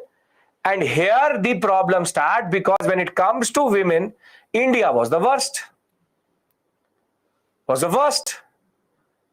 Because it is the same country at this point of time in 19th century that something like sati prevails, where you literally burn a woman alive, where infanticide is, where you kill a child if it is a woman once it is born, by starvation or by killing it. Same country where dowry is. If you look at it, women's issue was not one, but multiple. From no access to education, no access to equality, to superstition around women, sati, no widow remarriage, child marriage, female infanticide, dowry system. We can go on. An ironic part of the story is that some of these issues still persist. But the British said that, okay, if this is the fact that you are a very proper civilization, then show us how your women are. And basically, we didn't have an answer. Which is that simply, the British showed us a mirror. They showed us a mirror, and that mirror only showed us an ugly picture. An ugly picture of a society which never ever gave respect to its women, which never ever gave any power to its women, not even economic access, and nothing at all. As much as you deny it, don't like it, don't want to hear it, that is the truth in India. The simple point of the matter is that in 19th century India, the British said, our justification for rule is that you are a civilization which only subordinates your women. Though the British are not any better, They have Victorian notions, there is also subjugation. But they will show us the mirror by saying that at least we don't burn our women. And the most important critique will come from missionaries. The missionaries will go on into the villages, will go on into the society, and the missionaries will start to point out that there is major barbarity when it comes to women. The basic point is that the British will reveal a major undercutting underbelly of Indian society, which was that women were in a very pathetic situation. And now the British got its moral justification. We gave them the moral justification to argue that yes, we are colonizing you because you are not a superior civilization, you are an inferior civilization to us because your women are a marker of that inferiority. It's a hypocritical statement, but it was true at that point of time, and Indians did not have an answer to that. And therefore, this is the context in which basically the British will create a lot of pressure or a lot of public opinion in Europe, in the world, that India needs colonization because India does not treat its women in the right way. So are you able to understand that basically the way the British use this concept is to argue that we are here because you are barbarous. Are you able to understand this? So no denying that basically when it comes to our women, and not even when we talk about depressed classes, untouchability, exploitation, lack of education, poverty, lack of access to pilgrimage centers, lack of social mobility. If you look at it, the depressed classes, which is the lower varnas itself, and the lower caste and varnas itself, and women, India has no justification at all. No justification at all. So now it is in this context that the first intervention which came from the British. But there was a hesitation. And we need to talk about it. Are we able to agree to this point that there is a discourse which the British, or a discussion which the British create around the world in India and give us a report card which is only a big fail? Big fail. Prashant will discuss it in ancient India. Not discussing it here. It's a big fail. Not even an F, minus 100 out of 100. Not even 0, minus 100. Now, the Orientalists, if you remember, were like, let it be, we are not here to do social change. We are not here to do social change. Whatever they do, let them do. We are here to exploit. Least intervention, no rebellion. Orientalists initially till 1830, the period of 1765 to 1813, they will literally not do anything. And even if they will do it, they will do it after a lot of hesitation. However, what will happen is that, yes, Jay, in a way, what will happen is that there will be a new force which will come to India in the form of the evangelicans. Evangelicans are nothing but Christian missionaries who will come to India and then start to say to the Orientalists that you are useless. That you are literally useless because you see that wrong is happening. You see that children are married. You see that women are being burnt. You see that children are being killed. But you still choose to not do anything. Still choose to not do anything.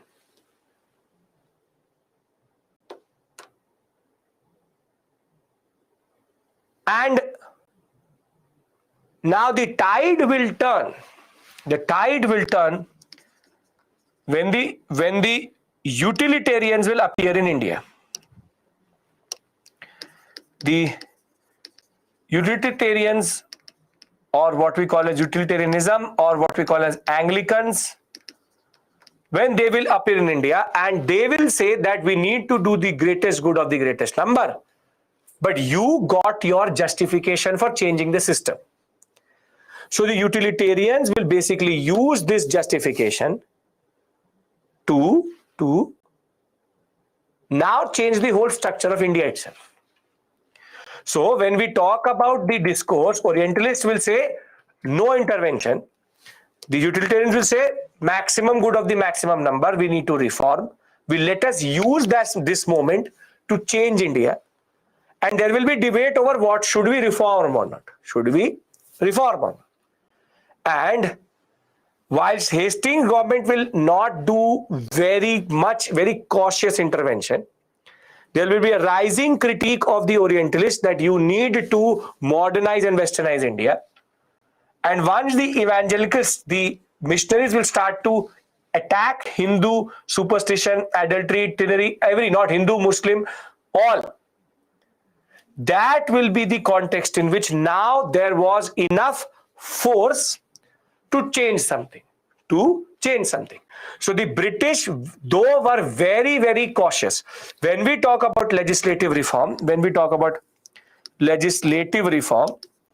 they very cautiously only touched 3 areas: infanticide,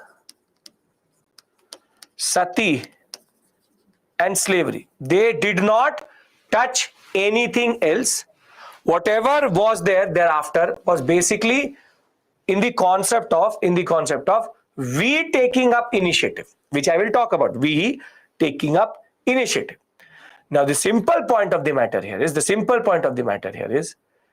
that now let us discuss the early intervention. Are you able to create a chain of thought that how there's a critique which is given, thereafter Anglicanists, the Orientalists sit with this issue, but the utilitarians give the push to change things in India.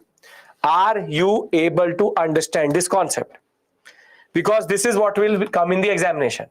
The British intervention into certain issues. Now, the first and the most important concept is, the first thing which they interfered in is called infanticide. Now, what does infanticide mean? So, fortunately, they don't have, we will discuss that reformist, revivalist concept we will discuss today. Now, infanticide basically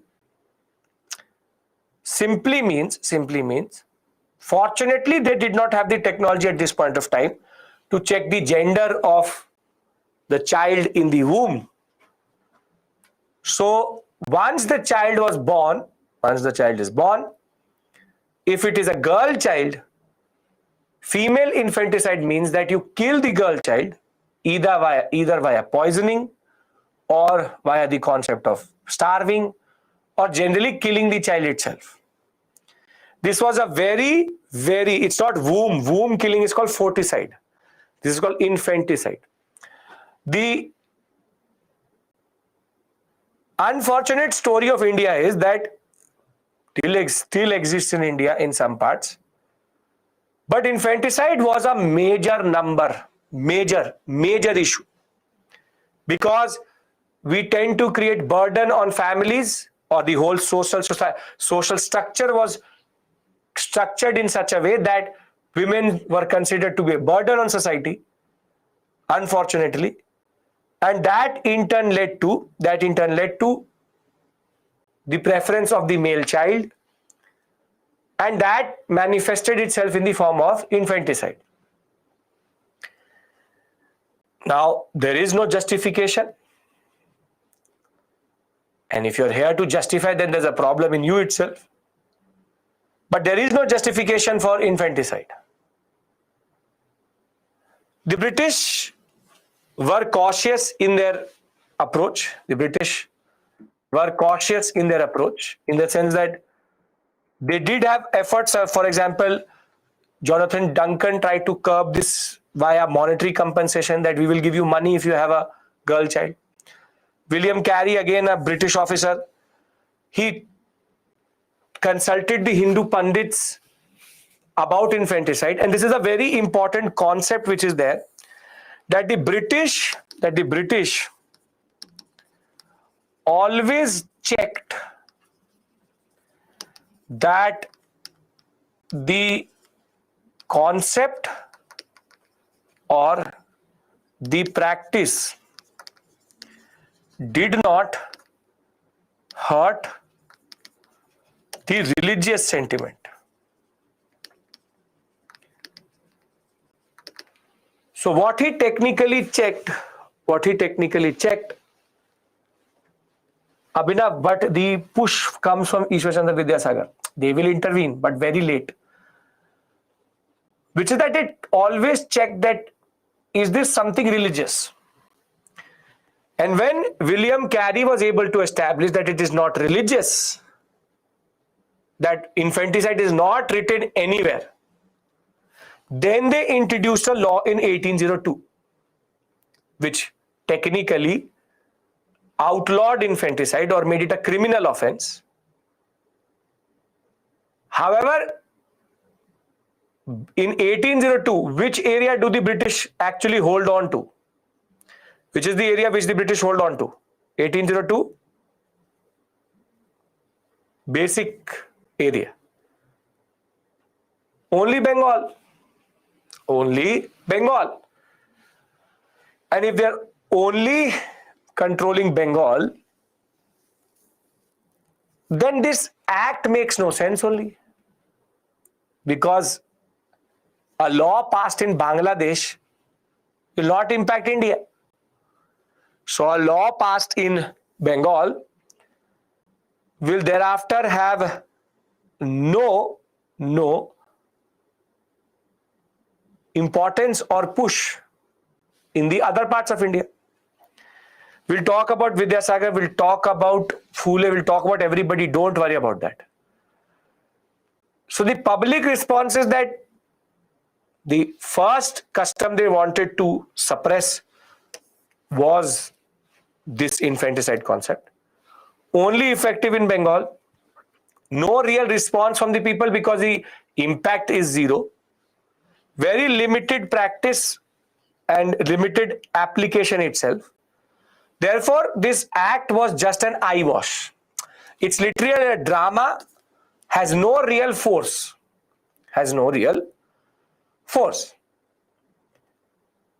So infanticide was an area they intervened, but no real impact. Now comes the second area in which they entered, but will take a lot of time to actually bring in a legislation, because they're from 1760s itself they will start to get conscious of this. Albuquerque had already done it in Portuguese settlements, but their act will come in 1829, which is quite late. For example, 100 years, close to 40-50 years will be there. Major hesitation. Now, what is sati? Sati is an unjustifiable, inhumane practice within Hinduistic society, in which the widow of a widow, which is the wife of the dead husband, is, and people who want to justify it will say, quote unquote, voluntarily burn herself on the funerary pyre of the husband, which is that she will just go and sit on the funerary pyre and will be burnt alive with the husband. Now, I don't know who you are. I don't know whatever it is. There is no justification for this action. Even if it is written in our scriptures, even if it is written anywhere, though it isn't, I don't care what is the justification for sati, because it is an unjustifiable barbaric act which can be done to anyone. Who did it? What was the propensity? Why did it? What did it? All answers are irrelevant because there is no justification for sati. There is no justification for sati itself. And if a person is justifying sati and trying to find reasons to justify it, then there is something really wrong with us in that sense. Because sati was never justified then, now, or even in ancient India. The simple point of the matter is, be it this, be it that, I don't care. I don't care what is the justification. It may be something very important. I don't care. If you are finding justifications, then you have a problem. Because whatever be the justification, no scripture says, take a person, make him sit on the fire or the pyre and burn that person alive. This is unjustifiable, barbaric, literally barbaric act. Who introduced sati? I don't care. Why it was introduced? I don't care. Why was it practiced? I don't care. Whenever it was introduced, in what form it was introduced, the person who introduced it was really, really sick or had a mental problem. He had, or he most probably, yeah, he only, because it's only women who have to sit on the pyre, not the woman. Man will remarry. The woman has to sit, and that he had some major issue. If it is voluntary or involuntary, firstly, something like this is never voluntary. Societal pressure, again, I am not going to justify it only. I will not honor that question by making it is a sick question. Why, even if it is voluntary, you will let it happen. You will let it happen. So why are we having a conversation? Is it voluntary or involuntary? And if you really don't understand the concept, the basic point of the matter is that there's something called patriarchal, what is called indoctrination. The woman does not have an option, but I'm again not going to even honor that aspect because God is listening. I'm trying to justify a woman burning herself by saying that she wanted to do it. It is not justified. I'm trying to have this conversation with you because different people, different books will give a lot of zero. If you are finding a justification, I really don't care. I really don't care. Atharva Veda says, the Sam Veda says, the Rig Veda says, God comes and says that it is justified, still not justified. Because it cannot be justified at any level. You are literally burning a person and there is no justification for that. You're pushing me Atharva Veda clauses. I know I've read the Atharva Veda, but I don't care. If they were sick at the point of time, we can't be the same. So in the examination, in the interview, at any level of the examination, don't be a fool to justify or try to give reasons why sati prevailed or why sati was there. You agree with me? Very good. We can agree to disagree, but ironically the story is women were burnt, no justification. Your justification may be whatever. One random book, one random text, one random person wrote something does not mean that you will burn a person. And if it actually applies to women, burn men. If the simple point is, if it is about eternal love, getting connected, this and that, then why did the men not do it? उनको भी जला दो, जला दो। नहीं, but नहीं, there will be hypocrisy. There will be hypocrisy. No, women has to do this eternal bond that she has to sit on the funerary pyre, and then Atharva Veda says it. Then why can't we have the principle of equality? Burn men also. But that will not happen. Because men control society. Men know that it is dumb. The logic is dumb. So simple point, don't ever do the mistake of justifying something like this. Neither is child marriage justified, neither is not widow remarriage. The fact that you don't, widow remarriage is justified in the sense that you don't allow a widow to not marry is again not justified. So child marriage, again, whatever the logic, whatever be the prevailing concepts in India at this point of time, they have nothing. Child marriage is even more dangerous. This is the worst. That is also equally dangerous, whatever be the case. So I think we all can agree, and I can move on to the fact how was sati abolished.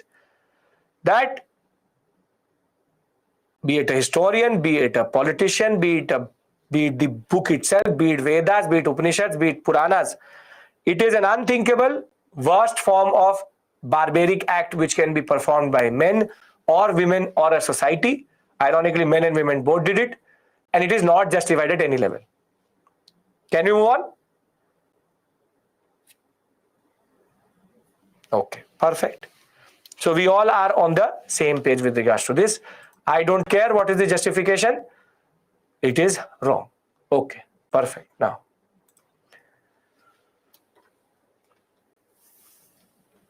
widow remarriage is a positive reform, obviously. Now, when it came to sati, see, sati is something which even Akbar, Jahangir, the Sikh rulers, Sikh gurus, the Marathas tried to curb. It was a prevalent practice since early medieval period. But the British were very cautious about what they need to do with regards to sati, because they were not very sure that is it a religious practice or not a religious practice.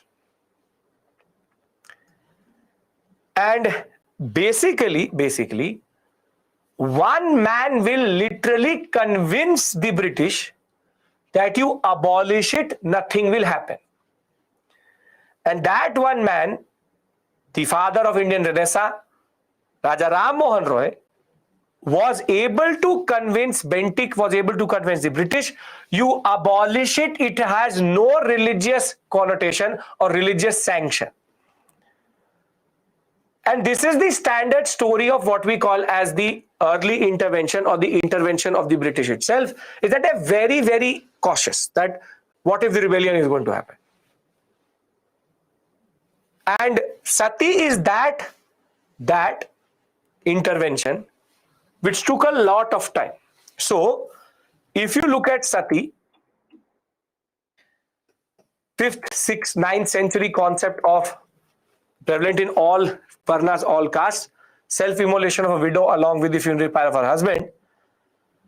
16th century onward itself, be it Akbar, be it Jahangir, be it Guru Amar Das, be it Ahilya Bai, very important Maratha chief, the Peshwas, king of Tanjore, Portuguese, Albuquerque, all tried to discourage this practice. The first major intervention of the British in this area is going to be in 1789 by the collector of Shabad, Brook, to stop or disallow sati.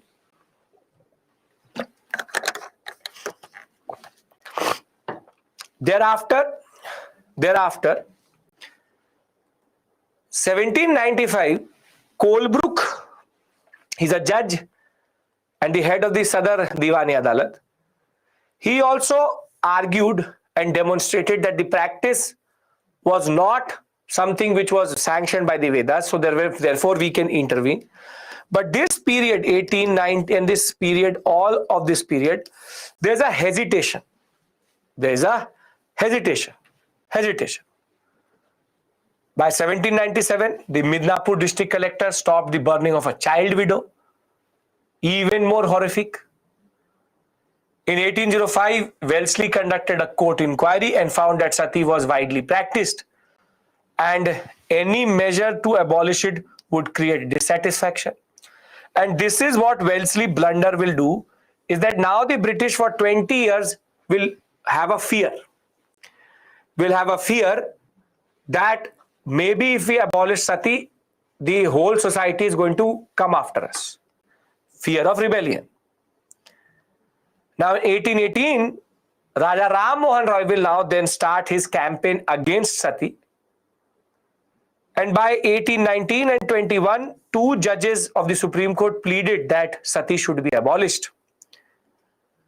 Once enough pressure will be created and Raja Ram Mohan Roy will succeed in his campaign, this issue will go to the Court of Directors and the Board of Control, rather the Board of Control. And the Board of Control will say that you can abolish it. It is something which is not justified. And therefore,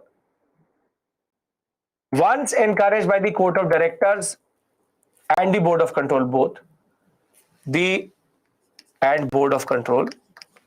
practice will be banned by Bentinck in 1829, and it will be made a practice which is revolting to human nature, punishable by criminal offense, illegal, and all government servants and zamindars would be accountable if it happened in the area itself.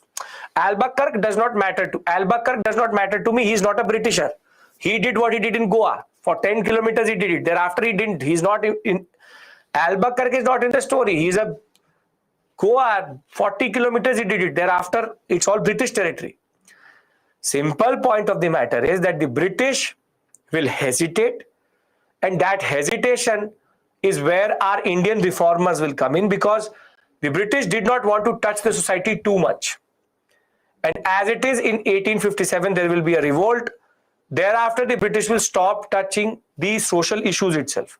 They'll literally stop touching social issues because they will feel that that was the reason for the 1857 revolt.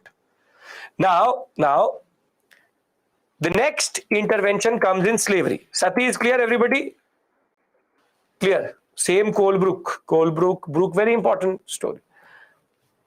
Colebrook is one person who wrote what is called the history of Gentoo law. Gentoo is the English pronunciation of Hindu law. He wrote the book on Hindu law, the history of Gentoo law. Sati regulation enforced in all presidencies, but you again can understand one thing, that British control is still limited, is very, very limited.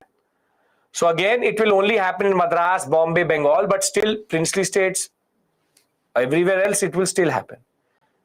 Okay, now the next intervention is slavery. Slavery, if you remember, was a clause in the 1833 Act, but the Act did not do anything. The real act which actually abolished slavery in India was in 1843, not 1833. There was only a clause that they should discourage it. The real act comes in 1843. Now, why is this important? Because you need to understand one thing very clearly. Slavery in India was very different to slavery which existed across the world. Slavery in India was something which I will discuss with you, and I will teach you something linked to the Vedic period itself, which is called the Dasa-Dasi tradition. It's literally Dasa-Dasi tradition. And in India, it was like a debt-based slavery. If you can't pay off, work for me for free. So you pay off your debt via bigar, or what we call as the concept of slavery. In India, people used to do for ritualistic merit free work also. For example, you would have seen very, very wealthy men and women work in temples for free so as to get ritualistic merit. Slavery in India was a standard thing that you ate in a restaurant, you didn't have the money, so they're making you wash the dishes. That is basically slavery in India. It's not a proper institutionalized concept. You pay off your debt, you automatically become free. Now, the other notion of slavery is much different. The other notion of slavery is much more different, which is called black slavery, which is how the English took from Africa slaves to America. Black slaves, black Africans, and there they were literally beaten up, killed. The concept of chattel, property-based slavery. The human was a property. So the slavery concept for the world was very different, for India was very different. And that is why the intervention into India was also late. So across the world, between 1492, which is the discovery of America by the Europeans, until 1813, slavery was legal, that you can buy and sell an African. Obviously, black slavery is worst of the worst, very bad system. But in 1813, what will happen is that there will be rise of a person called William Wilberforce, an evangelical himself, who will say that slavery is not justified in the Bible, it is discrimination, it is wrong. In 1813, slave trade will be stopped between Africa and America and England. And in 1833, slavery will be fully outlawed. It will be outlawed that slavery is bad, not allowed. Though Americans, being Americans, still went with it, they fought over it in 1860. They will only abolish it in 1865. But in India, the law comes in 1843. But the British did not know what to do with that law. Because when you talk about slavery in India, it has different connotations. So, from region to region, different types of exploitation and slavery. Bombay, Calcutta, slaves were part of the trade because of the larger connection to the world. However, in Madras, there's a concept of predarial slavery, which is that you work for the land for free so as to restore its fertility, something which you do voluntarily. Arabs had brought in slaves into India, and a lot of people during famines were pushed into slavery. But this is not the slavery which the British actually think and what it is. It is a totally different concept itself. And when the Wilberforcian push will come through, British will look at slavery in India. Slave trade will be abolished all across the empire, all across the world in 1813-20 period. But the act which actually stopped slavery in India or made it a legal offense is 1843 Slavery Act. It said that sale of one person is banned and the buying and selling of slaves was considered a criminal offense, which is you can't buy and sell a person. Other than this, the British will just introduce a small act called Widow Remarriage Act after a lot of pressure. But the British will stay away. The British will stay away from the reformist agenda. But there's a second part to this story which I want to discuss with you. So early intervention, William Wilberforce is an evangelical British reformer, talks about badness of slavery. What do you need to learn out of it is that if I ask you, discuss the importance or significance of legislative intervention of the British in matters of reform, you can write that type of question. Basically, I'm asking you to talk about how the British intervened initially through legislative reform. This period is called legislative reform because 3 laws were introduced to change Indian society. The questions will not come from this area too much, but I have to do it with you. Rather, the one which I'm now going to do with you. Can we pivot towards this now? Yes? Everybody's with me till this point. There's nothing, no issue. You're able to understand, you will be able to contextualize. You can create now a picture of colonialism of India, and you can now understand how the British are using certain justifications to rule India in that sense. Okay.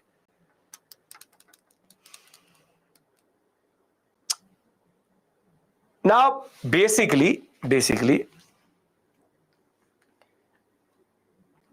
the British showed us a mirror.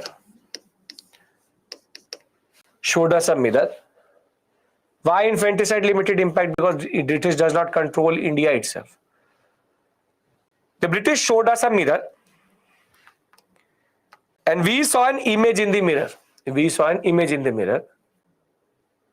But the British were not ready to change the reflection. They were not ready to fully change India itself. However, what they had produced in the background was an educated, or what is called Western educated Indian, who could see this image now.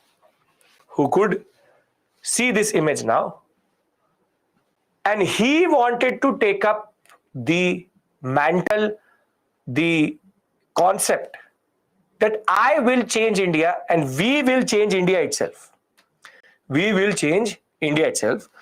So via the education policy and the repeated humiliation of the Indian civilization by the British, the Western educated Indians were now ready to take up the task to reform India,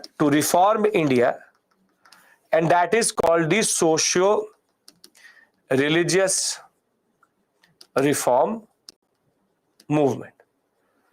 So if somebody asks you why did the socio-religious reform movement happen, the reason is very simple, because the British created a strata of Indians, the Western educated Indians, which were now ready to challenge the notion of the British about the issues in Indian society, and also had the understanding in how they could do it.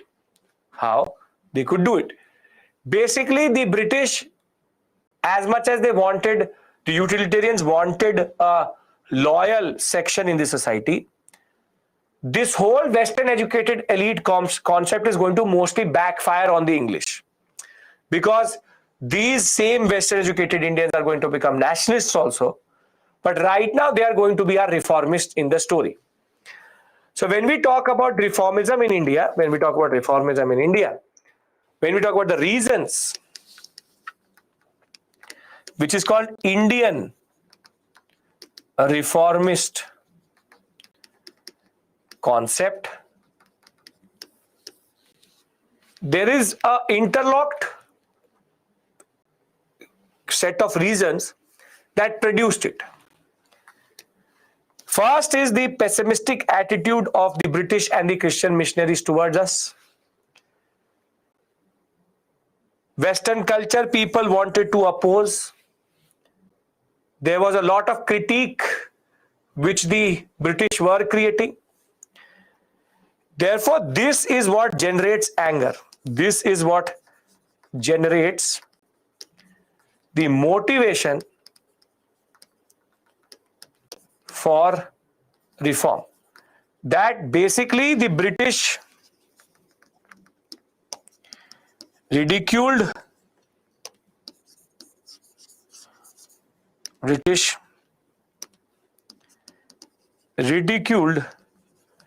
and made a mockery of Indian society. Why British started and led the reformists? They don't want good for India, right? Yes, they don't want good. So that is why they touch two things and they leave it. The basic point of the matter is that the British did not see, again, this is an unintended consequence. The British had to do something to show that they were doing something in India. You need to understand is that the British was still not doing this for the right reasons. They were literally helping the reformist agenda because they wanted to say that we are here for good. The way you give prasad to God just before the examination, the ulterior motive is something totally different. It is not that you really want or have become spiritual because you want to pass. Same way, the purpose here is totally different. The British supported the reformist agenda. The British supported all of this because they needed to create a drama that we are here to change India. But they did two dramas and thereafter they became too cautious. But the unintended consequence of this drama is that Indians became conscious of their own problems. Basic point is that we became now conscious of our own problems. So it's all politics. British never do anything without a motive. So this is, see, British, as I said, is all politically motivated. It's all politically motivated reform. But now we become conscious. We become conscious of our own evils. Somehow we needed to see this mirror. We can just say one thing, whatever be the unintended consequence, the British at least showed us this mirror and we needed to see this mirror. And once people saw the image in the mirror, it was something which we needed to intervene into. So the Indian social religious reform movement is an unintended consequence of British rule in India. Understand this. The British start for superficial reasons, but it leads to a larger movement. They only wanted to show us the mirror, but we were ready to change ourselves also. This is the basic point. The impact of British rule was such that they gave us modern education, and that in turn gave us the educated middle class intelligentsia, which was now ready to intervene into this story. Simple point is not that these evils never existed in India. They were always there. But there was no one there to actually step up. So it's basically a bad intention, good consequence. Understand one thing, reformers don't drop from the sky. Indian social religious reform movement is not just a random day everybody wakes up and says sati abolish kar dete. That is not the case. It is all part of the larger concept that there is a image which the British created for us, and now we wanted to change that image. That we wanted to say, you have one only moral justification, right? You have only one justification, that we are barbaric. Okay, we will change. Now you tell me what is our problem. Nobody was ready to change before this point. These reformers wanted to take away the moral justification away from the Britisher.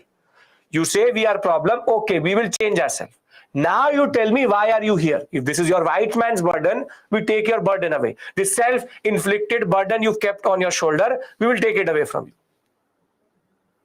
It's all optics. It's all fooling the people that we are here for better, good and better this and that.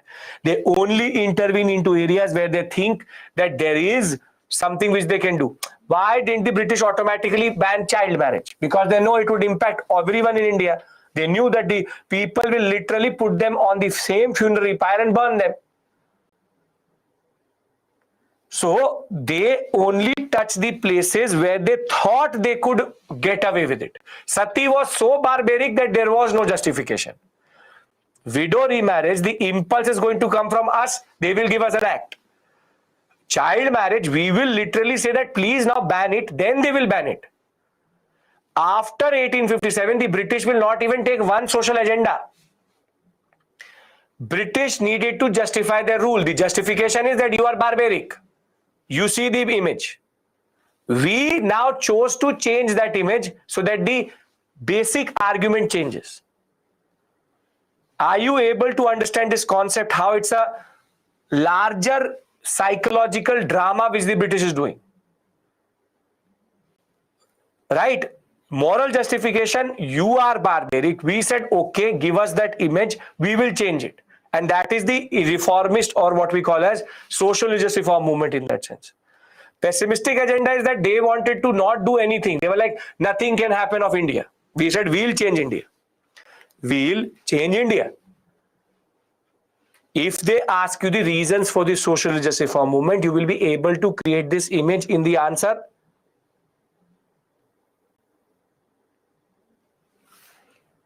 You will be able to talk about these interlocked concepts that basically the British created an image, very limited intervention, justified their rule via it. However, the British was able to create a educated middle class, which now took up the mantle, which now took up upon themselves to change that moral justification, to take away the moral justification of rule. Is this clear? The flow chart is in front of you only. Why should I make it again? Simple point is that this is the basic point. Are you able to understand this? Can we now go to a very important concept I need to discuss with you? This is a positive or negative approach. They had no positive nor negative. It was a political approach. Positive came out of it. Okay. Again, very simple, nothing here. British, now listen to me. Obviously, I'm writing everything down.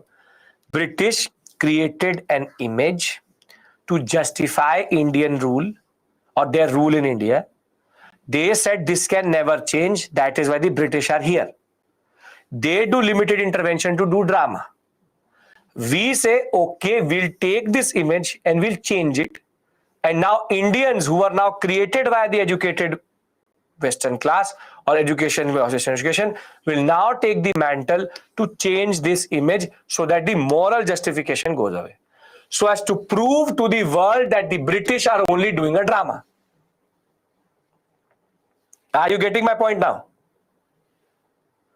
Give advantages and disadvantages to the British. Give advantage and disadvantage to British means I am not getting it. It's a British moral justification which they take away. Can I move on? There is nothing here. It's a very simple point. Simple point. Right? Okay. Indian people don't know what is the drama. Indian people were not connected in a way that they could understand what was happening. These reformers will do that. Will always do that. Okay. Now a very important concept. White man's burden civilized the whole world.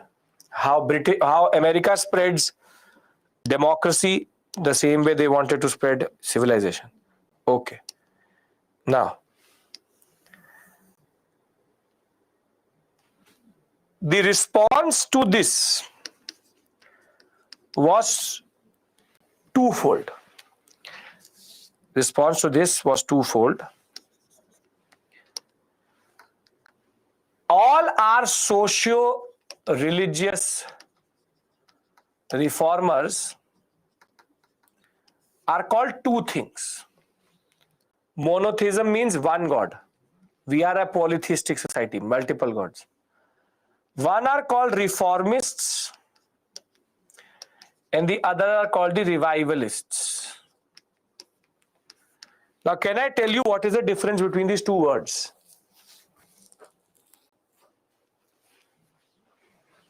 Now, please understand this. It's going to be an example which you can connect with and you will automatically understand.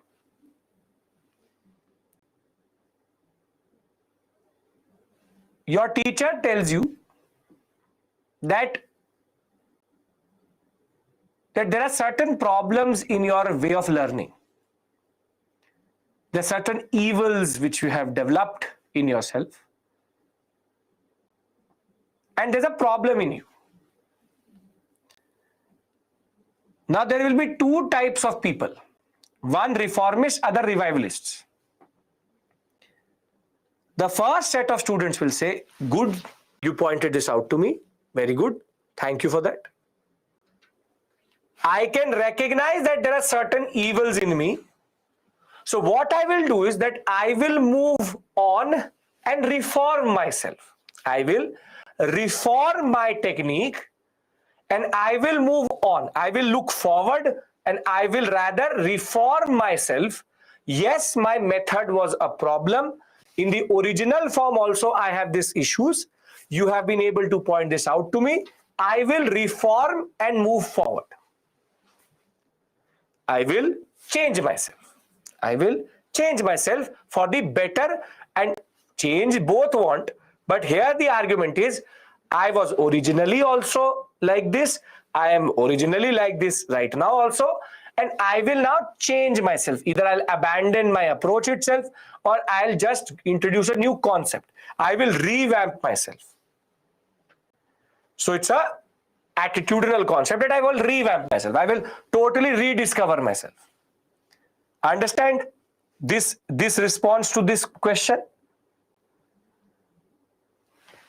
But some of you will say the following. You will say that the problem is not in me. The problem is in you. You taught me wrong. You are the problem. I originally was a very good learner. You corrupted me. You corrupted me. All what you see today is a corruption of the original pure learner, the genius in me, and you have distorted me. So I will not reform myself. I will revive back my old form. I will revive my old form back. I will not reinvent. I will revive. Basically, if I say that you are not a good learner, you say, sir, I am not the problem. You are the problem. आपने सब गलत पढ़ाया. You are the one who taught me everything wrong. I was not the problem. My learning has always been best. You corrupted me. So what I will do is, I will remove you and I will go to the original form. Some of you will say, no, sir, I understand that you tell me that there's a problem in your learning. So what I will do is, I will take the good points and I will change myself totally and go for a better understanding, better version of myself.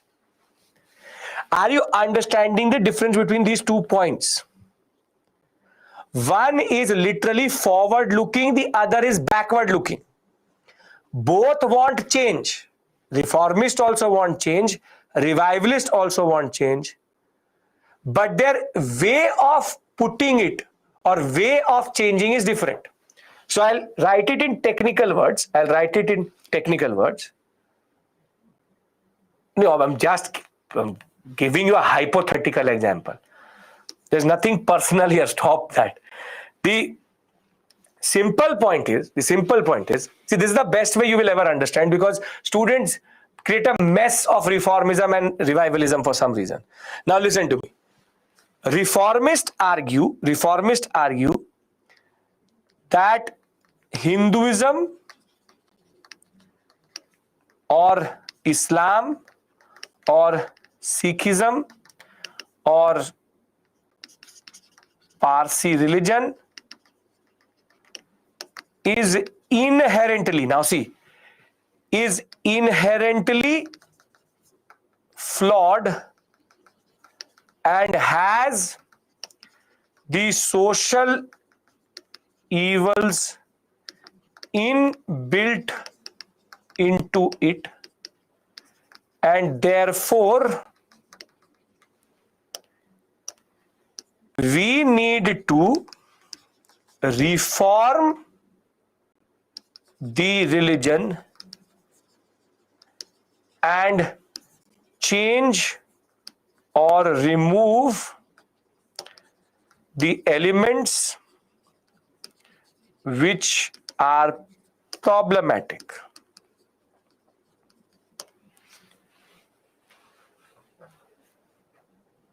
Now, second is, they argue that Hinduism, Islam, Parsi religion, which is Zoroastrianism technically, and Sikhism Now you see how the argument changes. Are inherently superior and uncorrupted by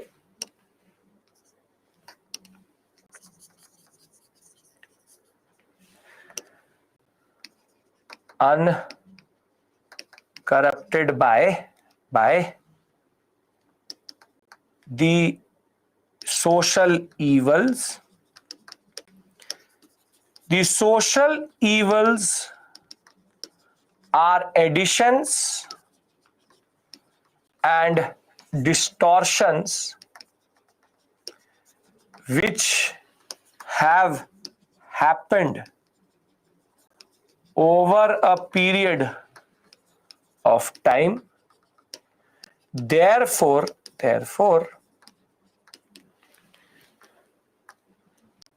let us revive the true form of the religion.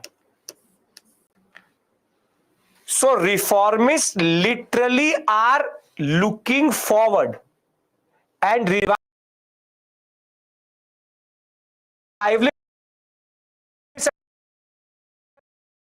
looking back. I'm audible, I'm visible. I know. Wait. I know. No issues. Let me refresh. Now I'm better. I know. I have a preview there, don't worry. When I said backward, then I never came forward only. So I know. I said this and then did this, never came forward only. I know. Don't worry. So what I was saying was reformists literally look forward and revivalists look backward. The fact of the matter is they are the coin is the same, which is change. There are two sides to it. One say go back to original Vedas or go back to the original form of Hinduism. Some say no, have to move beyond what it is. Have to move beyond what it is. But the problem of India or Indian social justice reform is the reformists from time to time sound like revivalist only. And for example, the best example of this going to be Swami Vivekanand, he sits in between, which is that in certain things he will say that westernization, modernization is important. But in certain things he will say that certain rituals are also important. So basically, there's a clear-cut definition in the way we see them, but they do cross this border from time to time. There's not a watertight compartment. In revivalists, in reformists, there are a lot of reformists. Revivalism, there is only basically one major organization, which is Arya Samaj, Swami Dayanand Saraswati. Basically, reformist, you will have Raja Ram Mohan Roy, you will have K.C. Sen, Debendranath Tagore, but K.C. Sen himself will have a problem. Ishwar Chandra Vidyasagar, Jyotiba Phule, but Phule goes into the other category itself, which is depressed class movement. Then you have Pandita Ramabai, you have Henry Derozio Vivian, you have Pratna Samaj. Whilst in the revivalist agenda, it is more or less Arya Samaj as the most important. Go back to the Vedas, the concept of going back. He literally said going back. But again, Dayanand Saraswati, the DAV schools are a testimony to reform. So are you able to see? We divide it into these two. The arguments are different, but there is interaction. Simple point is, nobody is good, nobody is bad. Both are important for Indian society, and both are part of the same concept. Change needs to come, and that change is about how you bring that change is the basic point. Target is the same. And basically they achieve their target also, but their path is different. So when we talk about reformist and revivalists, Brahmo Samaj, Pratna Samaj, Aligarh movement within Islam, and Arya Samaj and Devband go into this category. But there is a very major problematic aspect, which is that though within Hinduistic reform, it is generally Arya Samaj, most of the Muslim reformist movements were revivalist than reformist. Except for Aligarh movement, Deoband, or be it the other ones, all of them go into revivalist only. But the beauty of Muslim reformists, or what a Muslim revivalist was, and I'm trying to just give you a basic picture here. They said that the problem is that Islam got corrupted. And they said that the reason for that corruption is the British. And that is why the revivalists go literally after the British. And that is why the concept of sedition which came in India, was because of the Muslim revivalists. Muslim revivalists in their newspapers now started to write literally that the British are the problem, remove them. Then comes the concept of sedition, that you can't be enticing people against the state. And we'll discuss this concept, the Devband movement and all, we'll discuss that. But I hope reformist, revivalist is clear.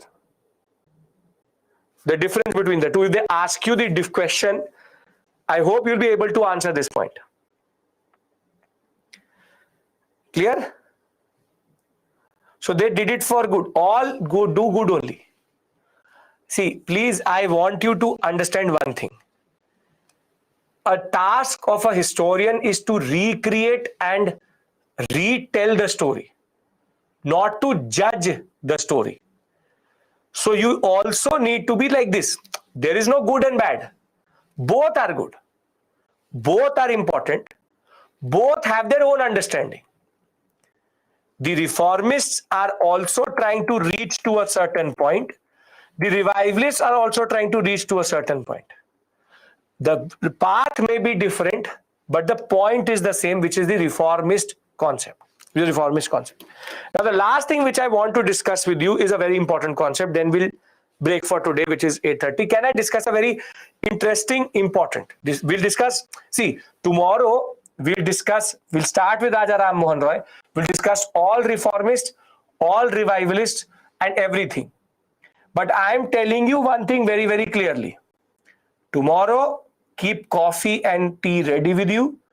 You will not judge history by tomorrow's class, and you will not technically, it's heavy, I know that very, very well. There will be facts, I will tell you what to learn, but 2 classes are going to be now heavy. This one, the next one, which is social justice reform, and then peasant and tribal. These 2 classes, you just have to hold hands together. We have to cross this, and once thereafter, there is no pain. There is no pain. But 2 classes, it will be factual. I always try to teach you something. There is concepts. But when there are facts, I can tell you what to learn, but my intervention goes down.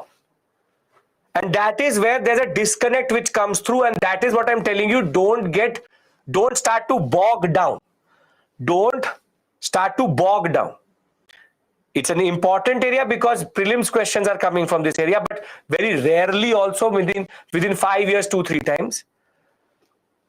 But Tuesday, Wednesday, we will do social justice reform movement and peasant and tribal movement, little bit descriptive. So, and from 1857, you will start to enjoy. From Thursday onwards, you will start to literally go to a next level altogether with modern India.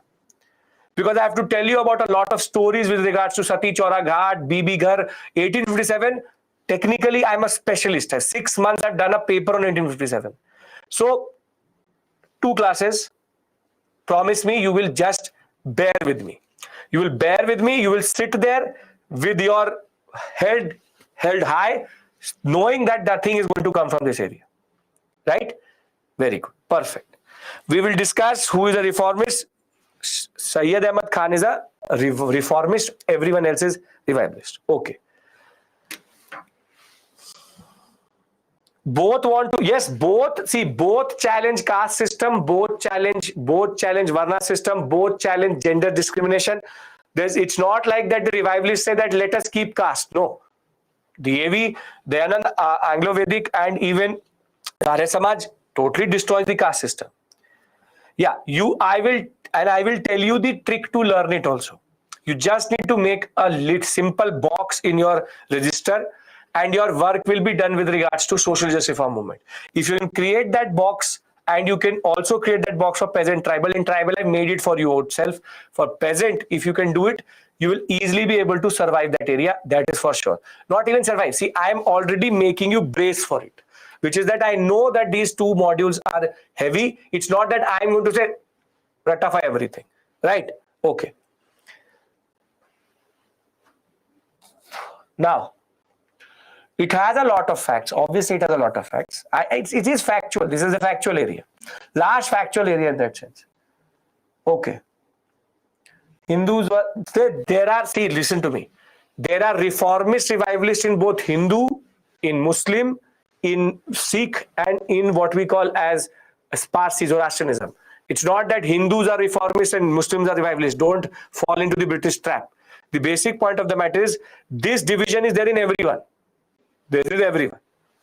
Can I discuss a small, very simple topic with you? 1857, very, very important. And thereafter, more than that, UPSC has very specifically mentioned Indian national movement in the prelim syllabus. So whatever is after 1857 is actually what UPSC focuses on. Okay. Now, last thing which I want to discuss. Motivations are the same, paths are different, both challenge everything. We'll see it tomorrow. The most unfortunate part of the whole social justice reform movement, be it reformists, revivalists, Raja Ram Mohan Roy, everybody. And this is one of the limitations of our social justice reform, is that as much as there was this whole discourse around change, women became the site for change, but were never made a part of that process. There's a very interesting article, a very interesting historian called Lata Mani, and she argues that women were the site of change. Infanticide, sati, the concept of widow remarriage, the concept of child marriage, the concept of forticide. They were the site of change. We need to change women. But the most unfortunate part is that the whole story, you will have 3 women who actually became a process of it. Basically, women were the part of the change, but never became the process of the change. Basically, women reformers are extremely rare. And that too, they're for example, Ramabai Ranade was the wife of Pandit M.G. Ranade. So the ironic part of the story is that women were the site of change, but never the part of change. I'll give you a very simple example. For example, in America recently, you would have heard something called Roe v. Wade. Roe v. Wade got cancelled, right? Roe v. Wade is something related to abortions in America. Now, the ironic part of that story is that who gets abortions? Women. Who does it impact? Women.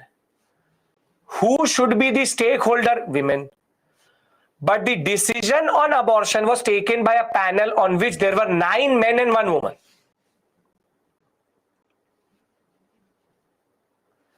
Same way, women were the agenda in India, but they were never made a part of the process to change. What do you want? I know that you do not need child marriage, but nobody asked the woman, what do you want? Do you want to be part of this process? Would you like to be a reformer? No. They were like, a man knows you what you want. And this is a very ironical part of the social religious reform movement, that women were the site of change. I'll write it down for you. You can use it in the essay paper also. Women were the site means the agenda of socio-religious reform, but were never made a part of the process of change. Are you getting my point? Are you able to understand this paradox, this dialectics, this dvand? Are you able to understand it? That why it is so ironical? It's not about, see, Prashant, if you say that they were not in the status of doing it, then first change the status. First change the status. This is the ironical part of the story. That everybody is going to talk about women. But women were never part of the decision-making process. Can we also agree to this? And still that is true. Still that is true. Right? Okay. If you agree with me, enough for today. Thank you so much. If you don't have a question, I hope that you were able